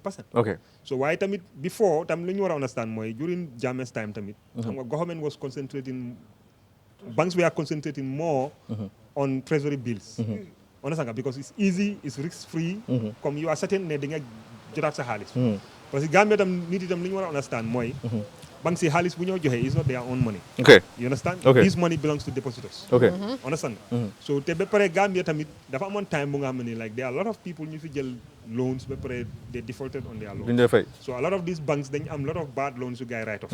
yoo xam ne nii dafa cost dafa eat into the capitals of investors yi nga xam ne ñoo invest ci banque so tout mooy Gambia amuñ stock market so fii tey soo bëggee xaalis force li la njëkk a laajte lan nga am pour teg comme collateral te fii most of the collateral su nit yi dee am pour joxe mooy kër te kër is not every kër because su nekkutee kër buñ liis no bank will take it so kër buñ liis lañ la wax ñaata nit ñoo fi am kër yoo xam ne dañ ko liis because a lot of people ñu ngi dëkk seen kër yi waaye freehold land la nekkul lease properties so man li ma gis mooy I think central bank needs to come up with scheme yu nga xam ne nii ak policies yi nga xam ne nii dina dimbale askan bi when it comes to interest rates because loans yi nit yi di jël man I don't believe ne a lot of businesses ñu ngay dem down because of high interest rates parce que as a business mënuloo jël loan at 23%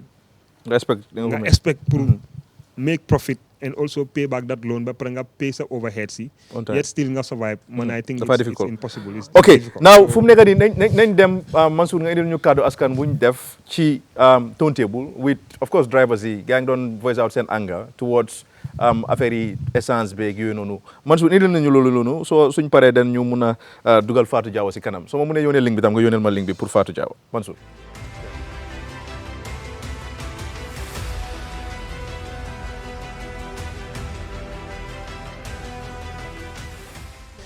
Gambia du problème mu paas du problème mu gasoil du problème mu misunderstanding si jël ku xamul jiital ko mooy suñ problème ba tey driver mënut a am garage bu correct Gambia dëkk bu amul garage lu neex driver def fu ne tey bu ñu la defoon fii cabax benn driver ngi taxaw fële kële ngi taxaw fële yow doo mën a xam sa problème foo koy jooyee waaye driver bu ñu amoon union bu correct am ñu jiital normal li nga xam ne garage boo dem ñu def la fa problème bu la neexee nga jàpp turu driver ba wala nga xam turu oto ba nga dem doo ko yóbbu police de am nañ foo leen koy jooyalee seen union bi jóg dem sa driver boobu noonu waa garage ba dañ koy caaj garage bu mu dem dootu fa mën a taxaw bu boobaa dëkk bi réglé ko dafay yomb waaye suñ jëlee ku nekk cabaxee def la le problème day daal di judd waaye nag Gambien bi moom am na paysan ñun driver si nu ñoo demee client yi ñu ngi koy maslaa di ko manage bu dee ni yow boo jëndee gasoil fii ak biir kaama boo ko daggut du la arrangé ni nga koy daggee client yi ñu ngi laa understand ngeen seet nu ngeen ko manage dem gasoil bi la waa ji yokk lu nekkoon 800 500 la nekkoon 800 700 léegi ba mu ngi si 1300 dalasi 1400 xaw ma 500 20 litres dafa seer waxal rek 20 litres ñaata la woon time boobu 875 léegi mu ngi 1003 ba 4 ba 5 dafa métti moo tax gars yi yokk paas bi du dara de driver yi ak client yi ñun moom ñoo fi dekk gars yi war a dañ am understanding rek tout dalasi i3 dalasi loolu nekkul dara fii xam nga nit mun na nga tase sax mu may la lu ëpp loolu waaw fii daal lu ñuy dal daal mu gën a nekk ak benn rek suñu xol yi ñu gën a nekk benn rek waaw dégg naa si benn góor mu ne xol yi xatut tali bi xatut xol yi ñoo xat waaye réalité boo seetee loolu tamit daf dee nekk problème because man dawal naa suma moto ba si Johnson te seeg nit mu birek suma kanam ma revise mu poppa ma wax ko mu ne ma man maa moom suma moto bi versé wu ma kenn soo ma ne ko dëgg la yaa moom sa moto bi man tamit moto jàmbur laa yore waaye bëgg naa yàlla dimbale ma balaa déwén ma am moto comme yow may ma rek bul ma toppa ma revise mu revise ñu dem waaye man tamit su ma siisoon def ni moom ne ko maa moom suma moto bi te man dëgg la jamono boobu maa moomoon suma moto bi sax waaye loolu duy suyee bi loolu du solution bi mooy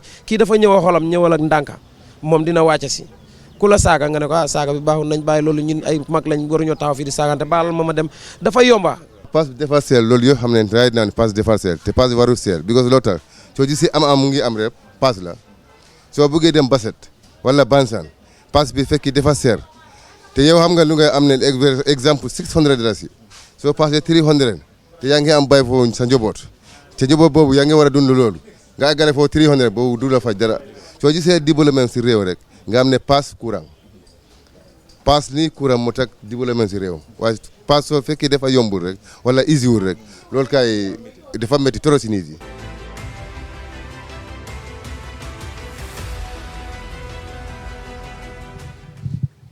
ok ñu ngi leen di dalal bu baax ci gis-gis bi pour wax leen tamit gis-gis bi dañ ko xalaat laal tuuti parce que sax nga gis-gis moom ñoo master politique I mean dañ yàgg di def politique a lot and then right now ñu gis ne askan wi muy Gambia bi nit ñaa ngee torox bu baax man suma bopp ak keneen moo tax right now every month dinañ bugg a di switch maybe 2 weeks ñu indi leen problems yoo xam ne nit ñi loolu lañ nekk di jànkonteel ci dëkk bi pour government of the Gambia because it seems like guys ñu demee ba am yenn position dañ dee dem ba ñu am that disconnect with Gambians yi gis-gis dina nekk plateforme boo xam ne government of the Gambia ak ñoo xam ne ñu ngi ci place yoo xam ne ñoo war a jàppale dëkk bi pour dem kanam ñu mun a xam lan mooy ñaxtu dëkk bi Dr Ceesay nañ ñëwaat back because ñu ngi gis recently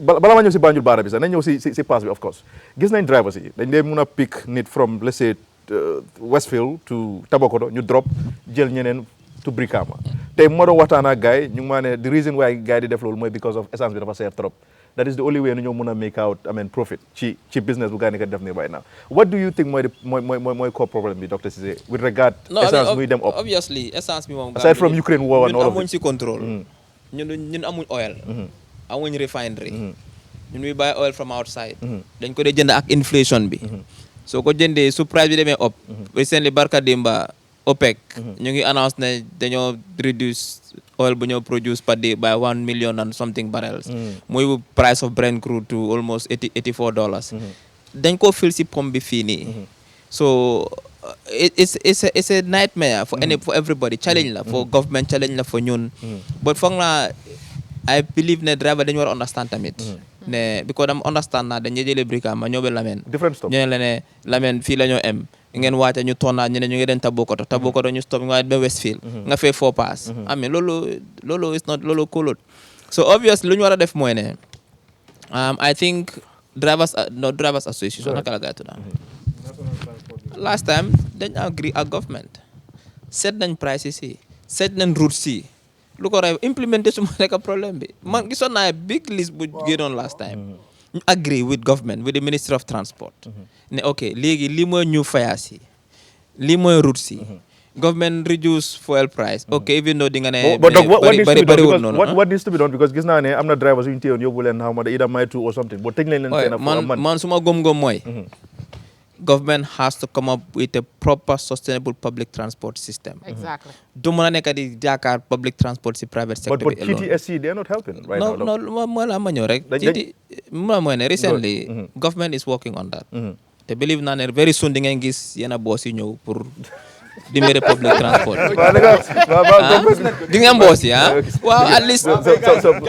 But boss dina ñëw nañ ko commission very soon next week nañ ko commission su boobaa boss yi noonu nañ leen dugal si trafic bi su boobaa soo dem Brikama ak so boss yi is it meant for the public la it's for the public so di nga gis more bosses on the roads léegi from Brikama to Basse Brikama Serekunda Brikama Banjul di nga gis léegi boss yaa ngi daw ba pare government bi léegi lu ñu war a def mooy next mooy ne ñu bring in the experts to design a master plan for sustainable public transportation because gis nga highway yi ñoo build nii du solution short term solution la gis nga maa ngi remember bu Jammeh doon build Kombo Coastal bi couple years ago it looks so big dañ foog ne lii dafa solve all the congestion problems no so look at the data for the past 10 years ñaata moto lañ register Gambia for the past 10 years nañ la woon ne for the next 20 years dafa double road si ñoo build ni dafa tuutiwaat dañoo need to bilaat te gis nga ñun duñ dee bil dañ dee yaaxaangum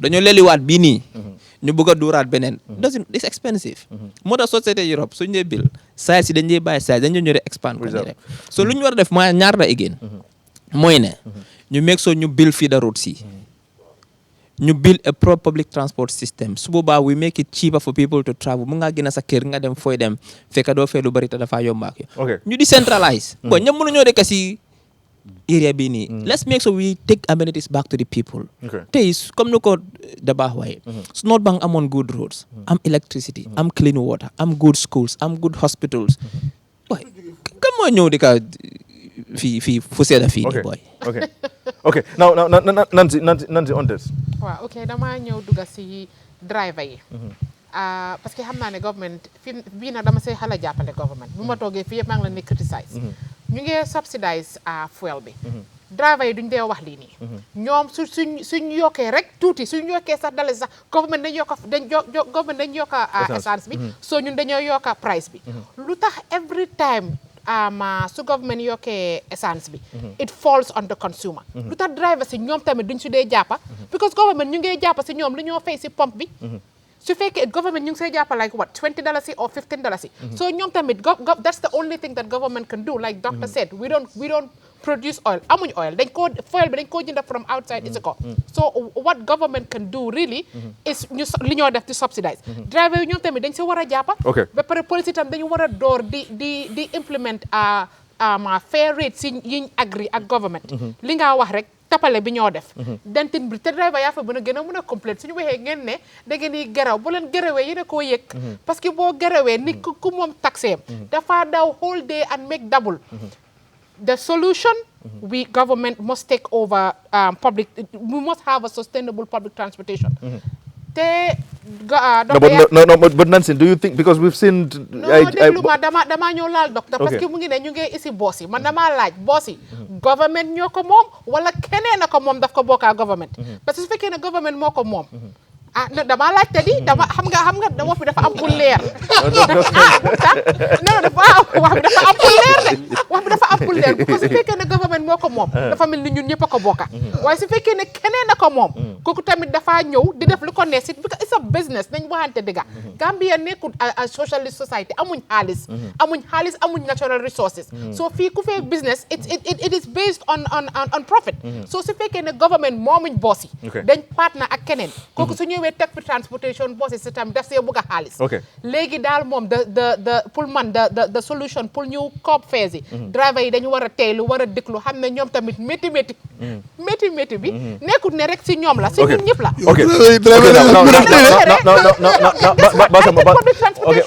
sometimes I spend almost $2,000 a day no I know this so I know how hard it is and man I'm taking premium taxes maa ngi higher taxes privately wante imaginal diggante diggante Westfield ba turntable imaginal you paying $12 ba aga more than 12 exactly like it's ridiculous how many people can afford that okay Basamba on this and then ñu dem ci Rafi government they are losing a big opportunity to make money because transportation halis la is not for free in any country da nga pay monthly weekly understand nga so they're losing a lot of opportunity because you know what they don't have the right people in the right place and I don't know why people are in the same place they're not thinking on how to re-evaluate this current situation, re-evaluate the future. Come Dr. Mukawaheni. It's like you're thinking of rethink in the next 10, 20 years. Like, I know they're working on the feeder roads. I don't want to rush the government. Senegal, it took them time for the OIC project 5 years pour ñu pare. Dama kuma gis na ma kan la bete yoni pare len fi pare wuñ man yoni duñ mëna pare in 1 year yoni dina jox another 2-3 years because ñu ko wara sampé ak man luma am with some people telling me that dañoo am bus stops si yoon si yëpp moo tax bus yi di ñëw benn because of course there is some funding but there are soft loans yoo xam ne dañ koo fayaat so that would at least address the situation pare problème yi mooy gis nga yoon yi fii la road si suñ ko bilee moto yi dañ dee wiiree de soo déggee Sukuta fii nii moto bi dafa wiire fii jógee bur fii da ba Bruce bi ñaaw wiiree sa kër fii la road si loolu dina solve situation and the government want that but doctor I want to tell you this. Like, how do you decentralize development when the central place where the development for nekova? Understand? Other countries, serious countries, like they have, for example, Banjul is our administration center. Banjul, for example, in Brazil, in Nigeria, in Abuja, they built new cities for their administrators and civil servants. They fofunga deka, ñu allocate la ngay fay. That's how government build new cities. Legi Banjul, for instance, legi administration center la kan moo fa dëkk ñu liggéey Banjul ñu ngi dëkk Burusu bi ko congestion bi du mën a wàññeeku because traffic bi understand nga two man if the government I don't even understand how on earth can the government think of building new cities because lo initiative boobu noonu private sector du ko mën a indi government yaa war a toog nga xalaat now understand nga how do I build new city for my public Basama so no Doc by because of time the idea is to build 2 twin cities Farafenni ak Soma benn bi south benn bi north bank at least dootu nag di congest fii nii but coming to the boss benn idea reclam just 1 second rek these bosses are good nañ ko isi dina daw dina isi public but payment bi management bi nañ ko digitize bu kenn fay si bunti boss bi na ku nekk rek jënd monthly card docteur ji sanguñ boss nga def fay payment non boss yaa ngay ñëw boss yi ñëw nañ ba pare sax ala boss yi ñëw nañ ñaata boss ba pare yeneen moo boss yaa ngay ñëw gis nga bëgguma ma ne boss yaa ngay ñëw dinañ am over 100 boss yi dina daw nañ ko digitize boo xam ne rafi every month da nga dem jënd card si benn pay center nga téye sa card soo ñëw nga tiit si boss nga duga that way nañ mën a account for su boobaa nañ mën a téye xaalis bi waaye su ñëw di fay si bunta bi apprenti dinañu rey de okay Rafi go ahead Rafi on fare bi mooy tarif lu gars yi de yokk pass bi ak yooyu noonu an essence bi gars yi di ñaxtu non loolu moom the only solution to be honest is to have a proper public transportation system in Gambia Sénégal ñu ngi ko def léegi gis naa ne seen BRT système baa ngi ñëw pare si te because Sénégal demoon na ba Dakar demoon na ba stage boo xam ne you couldn't move from A to B Dakar mënuloo eewu suba nga ne da nga bëgg a def 3 errands nga def ko fat da ngaa plan naka nga ko defee because dafa demoon benn level boo xam ne congestion was just crazy but now we've seen with the introduction of this public transportation system that they having mu ngi dina wàññi problème bi and I'm hoping ne suñ defee loolu dinañ génne all this dangerous cars yu nekk di pull car rapide yi ak njaga njaay yu bon yooyu nekk foofu fii tam likewise the same you see this is how government can man laaguma comme affaire yi price control ak forcé ñii ne fay leen lii man laaguma loolu man lu ma dee bëggam mooy nga create environment boo xam ne market bi mooy determine price bi because tey for example su government bi ñëwee mu am a proper public transportation system boo xam ne am nañ GTSE company bi moom moo amee da rule mu door di charge cheap rates yoo xam ne public bi dañoo fay it will force the private guys to bring down their prices because I rather use those cars than ñoom so man those yooyu laa dee bëgga because let the market determine the price man léeguma affaire yi forcé because I think also maybe the little capitalist in me moom loolu wante loolu man I like it okay so affaire yi fuel ak yooyu noonu ñëpp xam nañ ne ñun ñooy produce fuel dañ ko war a jënd te government bi ne subsidize fuel so drivers yi definitely dañu war di gëstu loolu ba pare di dimbale askan bi because askan bi tam ñu ngi really suffer okay Daba Malick switch xam nga public transport system moom man da nga yàgg naa di wax loolu dëkk like for example man soo gisee ma like New York the reason why is because dañu am a very good public transport system anytime nga jóg da ngaa dox sa soxla bus bi mu ngi fa train bi mu ngi fa whatever but xam nga ñun fii suñ problème tamit mooy ne man I don't think that buses yi suñ ñëwee man what they need to do is they need to create a special lane boo xam ne is only for the buses pour ñu bañ obstruction dama bàyyil dara sorry dafa jox suma xel bi rek boo jógee America ak ñu fii rey ak you know what I'm saying waaye ndoy Gambia mag la dugabe you know what I'm saying bi dafa réer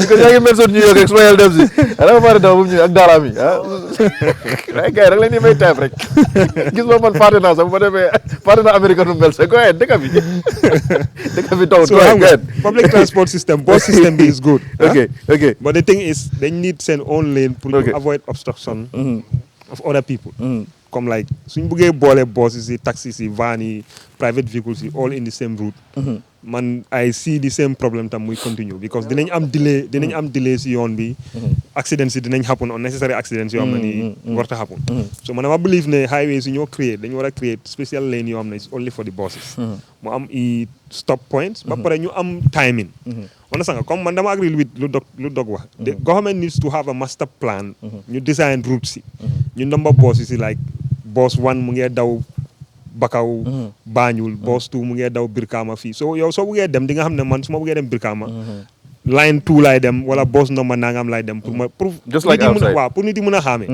tout tamit dama agree tam totally lu docteur wax because fii ñun amuñ problème buñ gën a am mooy maintenance te boo si suñ leen indee pour ñu war a control how they operate ñu mën a service gars yi properly foog ñu control revenue gars yi di def te man one way I think ne luñ mën a defee loolu mooy luy gën a noobal even the bus service ak passengers yi mooy or ma ne like ok man in a week damaa dem liggéey Banjul mun naa dem during the week ma dem ma jënd ticket boo xam ne daf maa saaf the whole week. Okay. Understand nga wala ma jënd ticket boo xam ne daf ma serve for the whole month. So mun naa koo use ma travelé ko within that period. So aw ma dugga dem si boss bi am nga weccit amuloo weccit ñuy xuloo fële ne lay krib karab. Because a lot of passengers dañ dee face those problems parce que da ngaa eew suba fekk $100 mu nekk sa poche nga war a dem Banjul nga war a fay $10 driver bi ne du la jël. Because amuloo change. Understand nga. So pour avoid yooyu noonu yëpp man I think the government needs to work on. There are a lot of young people ñu fi nekk ñoo xam ne like they are very good IT people. suñu leen helpé I think ñu support leen mun nañoo develop benn système bu nga xam ne like a lot of payments will happen. War nañoo start to move away from cash based economy ñuy move into cashless economy. xam nga la because loolu lu moo help sax dafa help government because printing of money is expensive. te soo xoolee ñun suñu xaalis bi quality of the money sax nekkut fa like that. because da ngaa print xaalis léegi within the next 1 year nga fàtte ne xaalis bi nii moo nekk xaalis buñ print. Of course soo xoolee notes yu yaaga yi mooy time yi Jawara notes yooyu noonu ñoo gën a am durability than current notes. Okay, Daba. Now dañoo indi Fatou Jawo and then ñu jël last question bi mooy affaire yi ferry bi Banjul Baara bi donc dinañ ñëw si loolu Rafi yow yaa ngi amoon passion about this topic and then di nga si ñëw. Now Fatou yaa ngi doon seetaan programme bi throughout. Now lan mooy sa gis-gis lan mooy sa stand yow on the side of rental bi. yow lawyer nga of course I know la nga ñu si mën a xelal because ñun ñu ngi am access to Rent Act bi 2014 bi and then we've seen that there are a lot of things yoo xam ne ñu ngi ko fa mention borom kër yi nekkoon di ko def what exactly needs to be done on the side of government pour make sure ne house owner yi ñu mun a wàññi fay bi and then ñu jàppale nit ñi daal Fatou Jawo Ansu jërëjëf thank you so much ban state nga nekk America Penn State. Okay, go ahead. Fatou Jawo. Okay, go ahead. maa ngi nuyu ñëpp like lu ma bëgg a wax nag mooy yéen a ngi leer si weeri koor bi so I'm not sure yéen or bi ndax laal na laal lu ma gis moom ori Gambia moo gën a beautiful gis go ahead. Okay. Ansu li nga wax am na solo trop because affaire yi rent bi moom am neen Rent Act bi waaye ñu bëri xamuñ ko sax da ngaa gis ne comme lu mel ni am na ñoo xam ne da ngaa toog sa yaa ngi luwaas kër let's say 1 year nga toog benn bés rek nga ne kuy luwaaskat bi ne génnal nga jox ko notice ne ko génnal next week so ñu bëri xamuñ ne loolu noonu su dee kooku yali difin la nekk 3 months notice nga ko war a jox understand su dee one monthly tenant la loolu 1 month notice nga ko war a jox so even notice boobu su expire sax kooku am na right su dee amul fu mu dëkka Rent Act bi daf ko may the right pour mu dem si court bi ñu external ko waaye ñu bëri xamuñ ko so askan bi dafa war a xam ne like tenants yi yaa ngi luwaas nekkuloo yaa ngi fay so am nga rights si under si Rent Act okay so su fekkee ne da nga war a génna kooku mu ne la génnal suma kër because sometimes dañoo yokka suñ yokkee seen rent bi yow mënuloo ko afford xam nga 100% or 200% increment mënuloo ko afford ñu ne la génnal suma kër yow xamuloo ne am nga right pour nekka foofu ba nga am beneen néeg it's just a matter of nit yi ñu xam so secondly suma faatewu tam suma juumul foog naa Ministry of Justice gars ñu ngi revise the Rent Act if I am not mistaken it's part of those bills that they want to introduce in Parliament okay so suñ defee loolu at least regulation war naa am ñu gis ne like dañu war a assess properties yi fu ñoo dugal nit yi ñu xam lii value property bi lan la woot te ñaata la nit war a fay at least minimum or maximum rent okay si property bi okay so loolu nekk na loo xam ne am na solo waaye tam Ansu there is one thing luñ dee faate mooy government am na responsibility waaye ñu ni neen ñun amul yëremande on each other dañ war a yëremante tam ñu xam ne ñun ñëpp ñu bëri Gambia amul so at least ñu jàppalante tamit comme ñu dee rent tamit ñu xalaat ne nekkul di fay tax right now because property tax bi nga fay sa naamu bu si kër gi loolu every year yaa ngi fay ay 500 loolu di nga ko wax ne loolu mooy tax nga yokka sa rent bi okay te some of them duñ dee defar seen néegi duñ ko renovate waaye they will still add so loolu tamit bon la okay now sa opinion on public transportation and then you move on ñu ngi dégg ne government bi somehow ñu ngi bëgg a introduce about 100 buses I just hope ne duñ ko mujjee tontu NPP bosses at some point.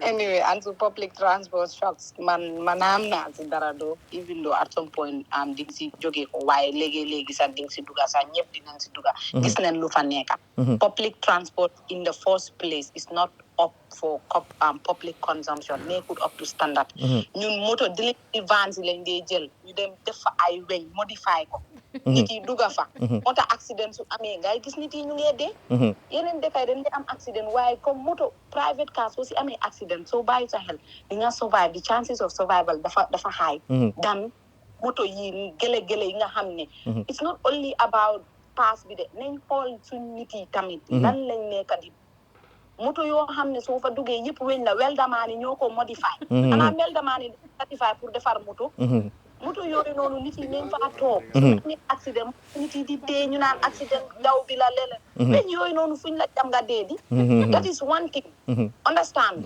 is another thing mooy ne dañ war a réguler trafic bi dafa war a am regulation government bi foofu noonu is their responsibility gis nga foo dem si àdduna bi man foog naa dëkk yu serious government bi dañ di control traffic public transport sector bi because dañ war a ay moto ñu def a système boo xam ne nit yi dinañ mun a dem liggéey ñu dem di ñëw ñu bëri amuñ moto waaye soo gisee public service bi sax nekkuñ di def luñ war a def nit yi ñu ngi dem liggéey 10 o'clock ñu ngi wàcca mun ñëw egga si kër bi loolu yëpp it's affecting the productivity in public service. Of course. So government nu wara def moy transportation is a right to movement. Okay. So nit yi dañu ñu am lo xamne am système bo xamne da fait minimal nga duga moto nga dem faji sa soxla driver su ko defé nañ wañi li nekké. Okay Fatou Diawo, thank you very much. Fatou Diawo panelist la ci gis-gis bi moom ak Amad Jeng of course ñoom ñu ngi awee so sometimes dañ leen di indi ci show bi seen mati moom mu ngi jàpp moom ak Mar ak tam Lamine Ndiaye. Now Doc, on the side of ferry Banjul Barra bi we've seen ne yàggul nekk gaa ngi doon jànkonteel problème ñu si bëri dañ dee jógee Barra di ñëw liggéey Banjul pour ñu summarize because time bi jeex na 10 minutes rek lañ desee what exactly la government war a def now pour mën a jàppale nit ñi ñoo xam ne ñu ngi jógee Barra di ñëw liggéey Banjul. I think one is to commission new ferries because ferries yi dëgga dañ pass dañ def seen time ferry yàgg nañ trop te ferry nuñ mel dafa go against human dignity soo demee si ferry bi léegi nit ñi xar yi béy yi ñëpp a dugandoor si ferry bi puus yi toilets amul it doesn't have to work like that nañ create boo xam ne xam nga nit ki da nga ko war a respect nañ kii loo xam ne nit ñi doomi adama fu ñoo duggee ak fu moto duggee sa du nekk benn xam naa recent ne government bi joxoon nañ yéen a Turkish license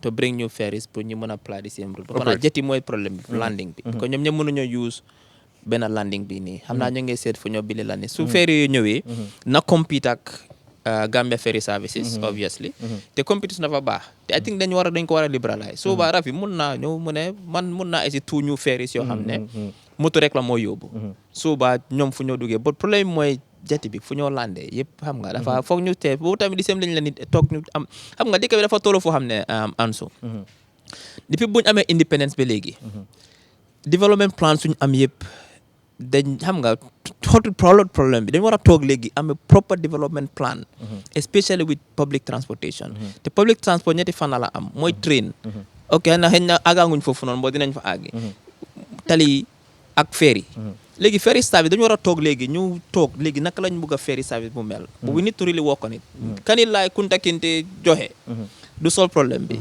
because léegi di 10 years ago ñu ko doon use ak léegi dafa double so obviously we need to commission new ferries ñoo xam ne they are more modern ñoo xam ne they are more moto fu ñoo duggee ak nit ñi fu ñoo duggee du benn duñ gisante sax fu ñoo wàcce du benn boris da nga wàcca Barra ngay drive yaa ngi génnaa nit ñi it's very dangerous so réel toog dégga gomi war na koo seetaat I like the fact ne toog si ñoo nañ jox nañ leen license ñu ngi ñëw xam naa jëti suñ ko solver rek nañ am new ferries but nañ ko gën a liberalize ok Nancy dama dugg si waxi government ak Turkish yi nga isi because a very good friend of mine dafa approach government pour def exactly what the Turkish are doing ñu bañ ko jox license I am not against foreign investments but how come government ñun Gambians si suñ jógee ne am nañ xaalis bi am nañ capability bi dañ bugg a business bi they will not give it to us but they would rather give it to the foreigners am na capacity bi really he has the capacity ma ne ñaata lan la bëggoon a isi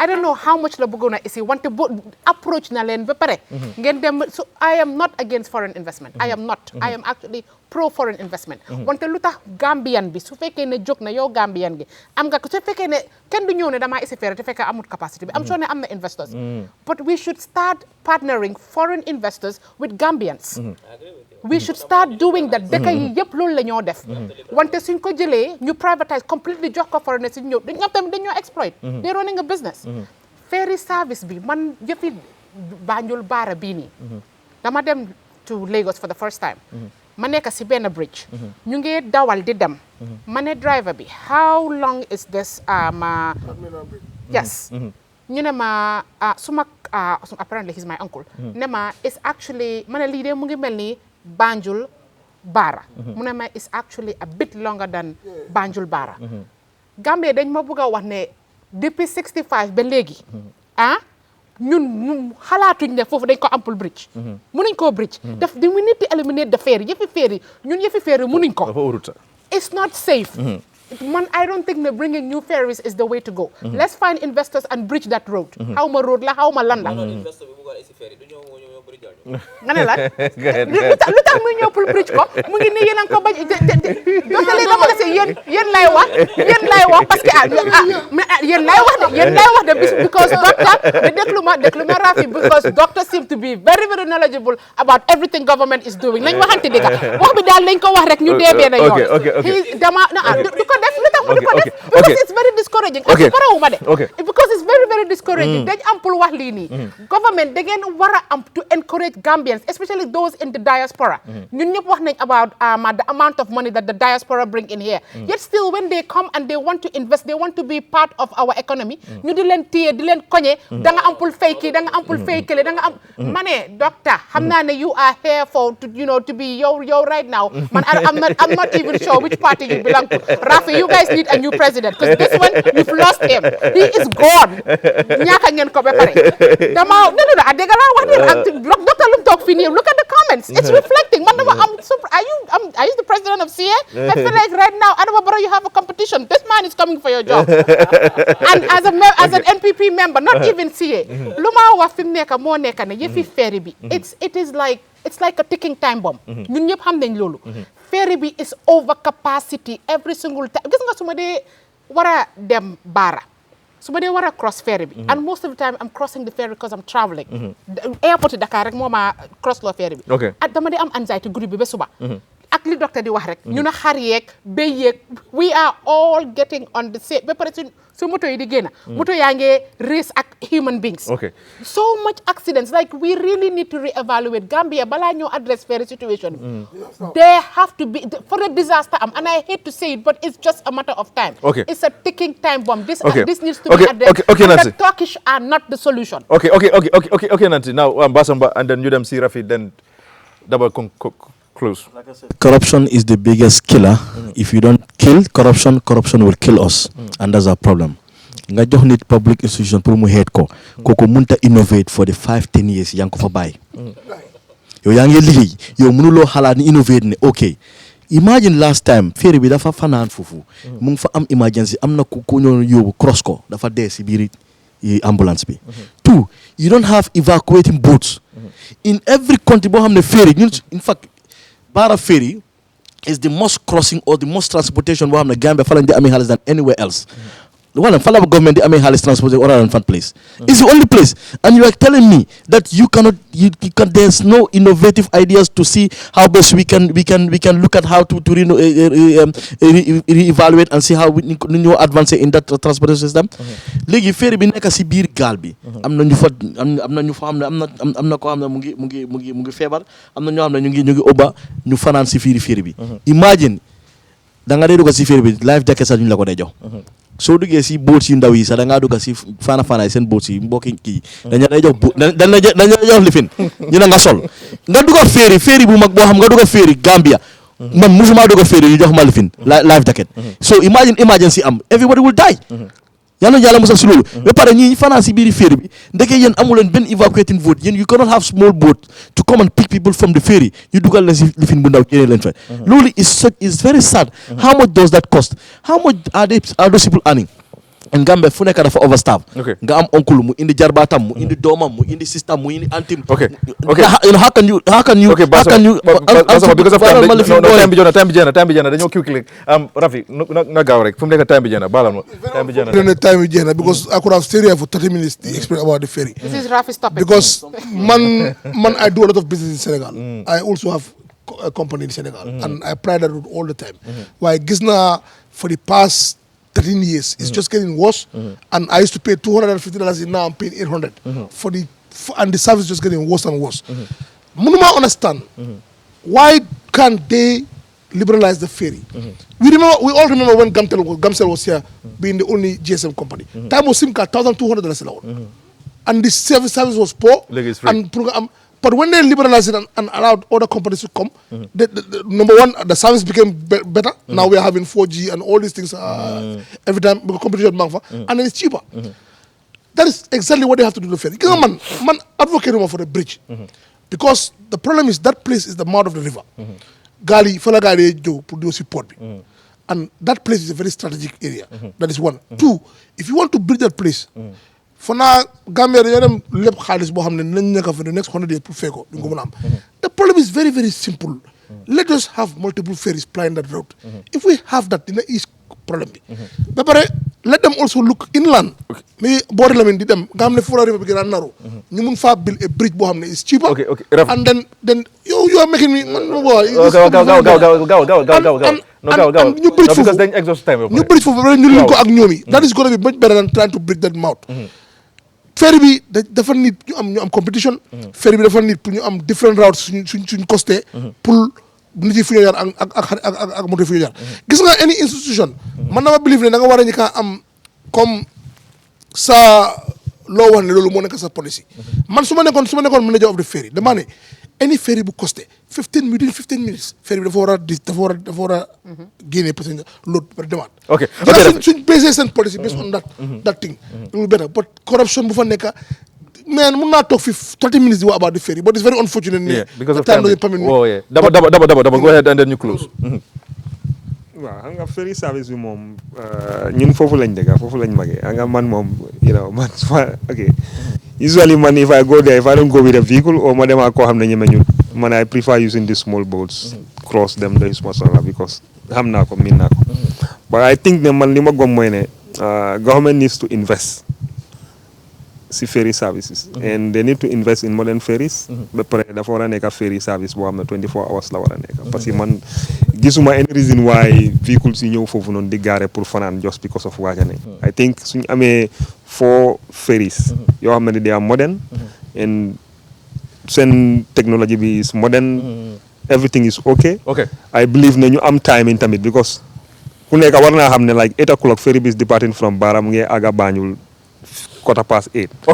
dafa taxaw 20 minutes pour discharge and embark mu depart again once ñu am loolu noonu and then the service is okay efficiency bi would be there and then people will fly safely waaye xam naa ne tamit ne gars yi ut location I think maybe identify nañ location already pour move ports bi so if they do that they can bridge that area now Daba bii ba next week inshallah ñu indi leen beneen topic bu yitteel askan wi doc from now on dina bëgg a di ñëw twice every month pour ñu waxtaan si loo xam ne mooy saafara problème suñu nekk di jànkonteel ba next week inshallah 10 o'clock ñu ñëw on Fatu Network ak Paradise jërëjëf.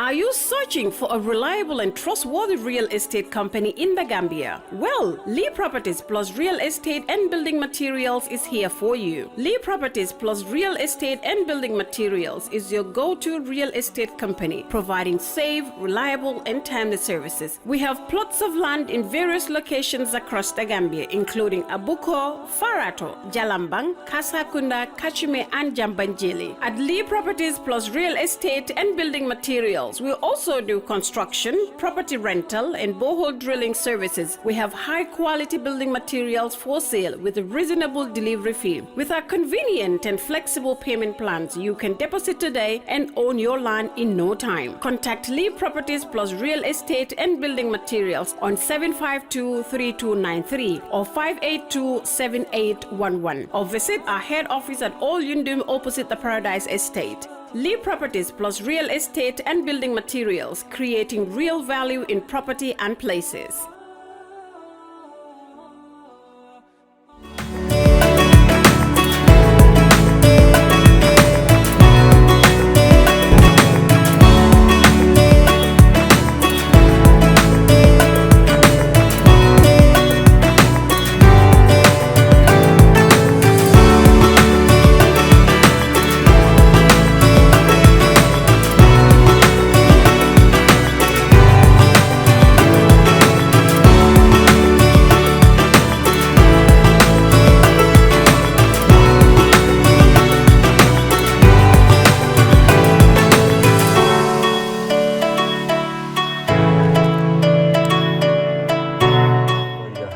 waxtaanee si li nga xam ne rek mooy yóbbu dëkk bi kanam.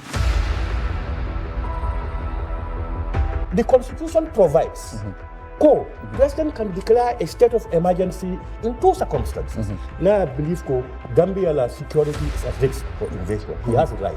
Constitutional as volcano, it can last for 2 weeks.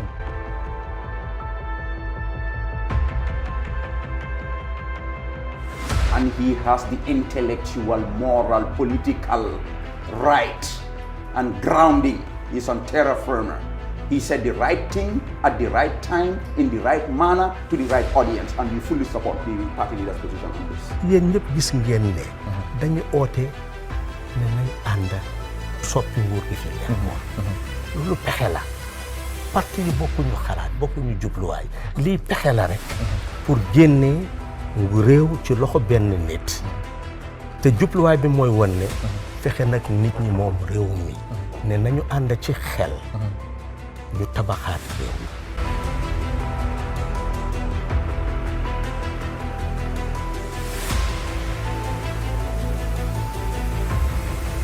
président Adama dafa am mandate ni ko Gambians choose ne na liggéeyal réew mi mu tànn ay nit ñu liggéey ak moom man ci ñooñu laa bokka maa ngi liggéey ak moom.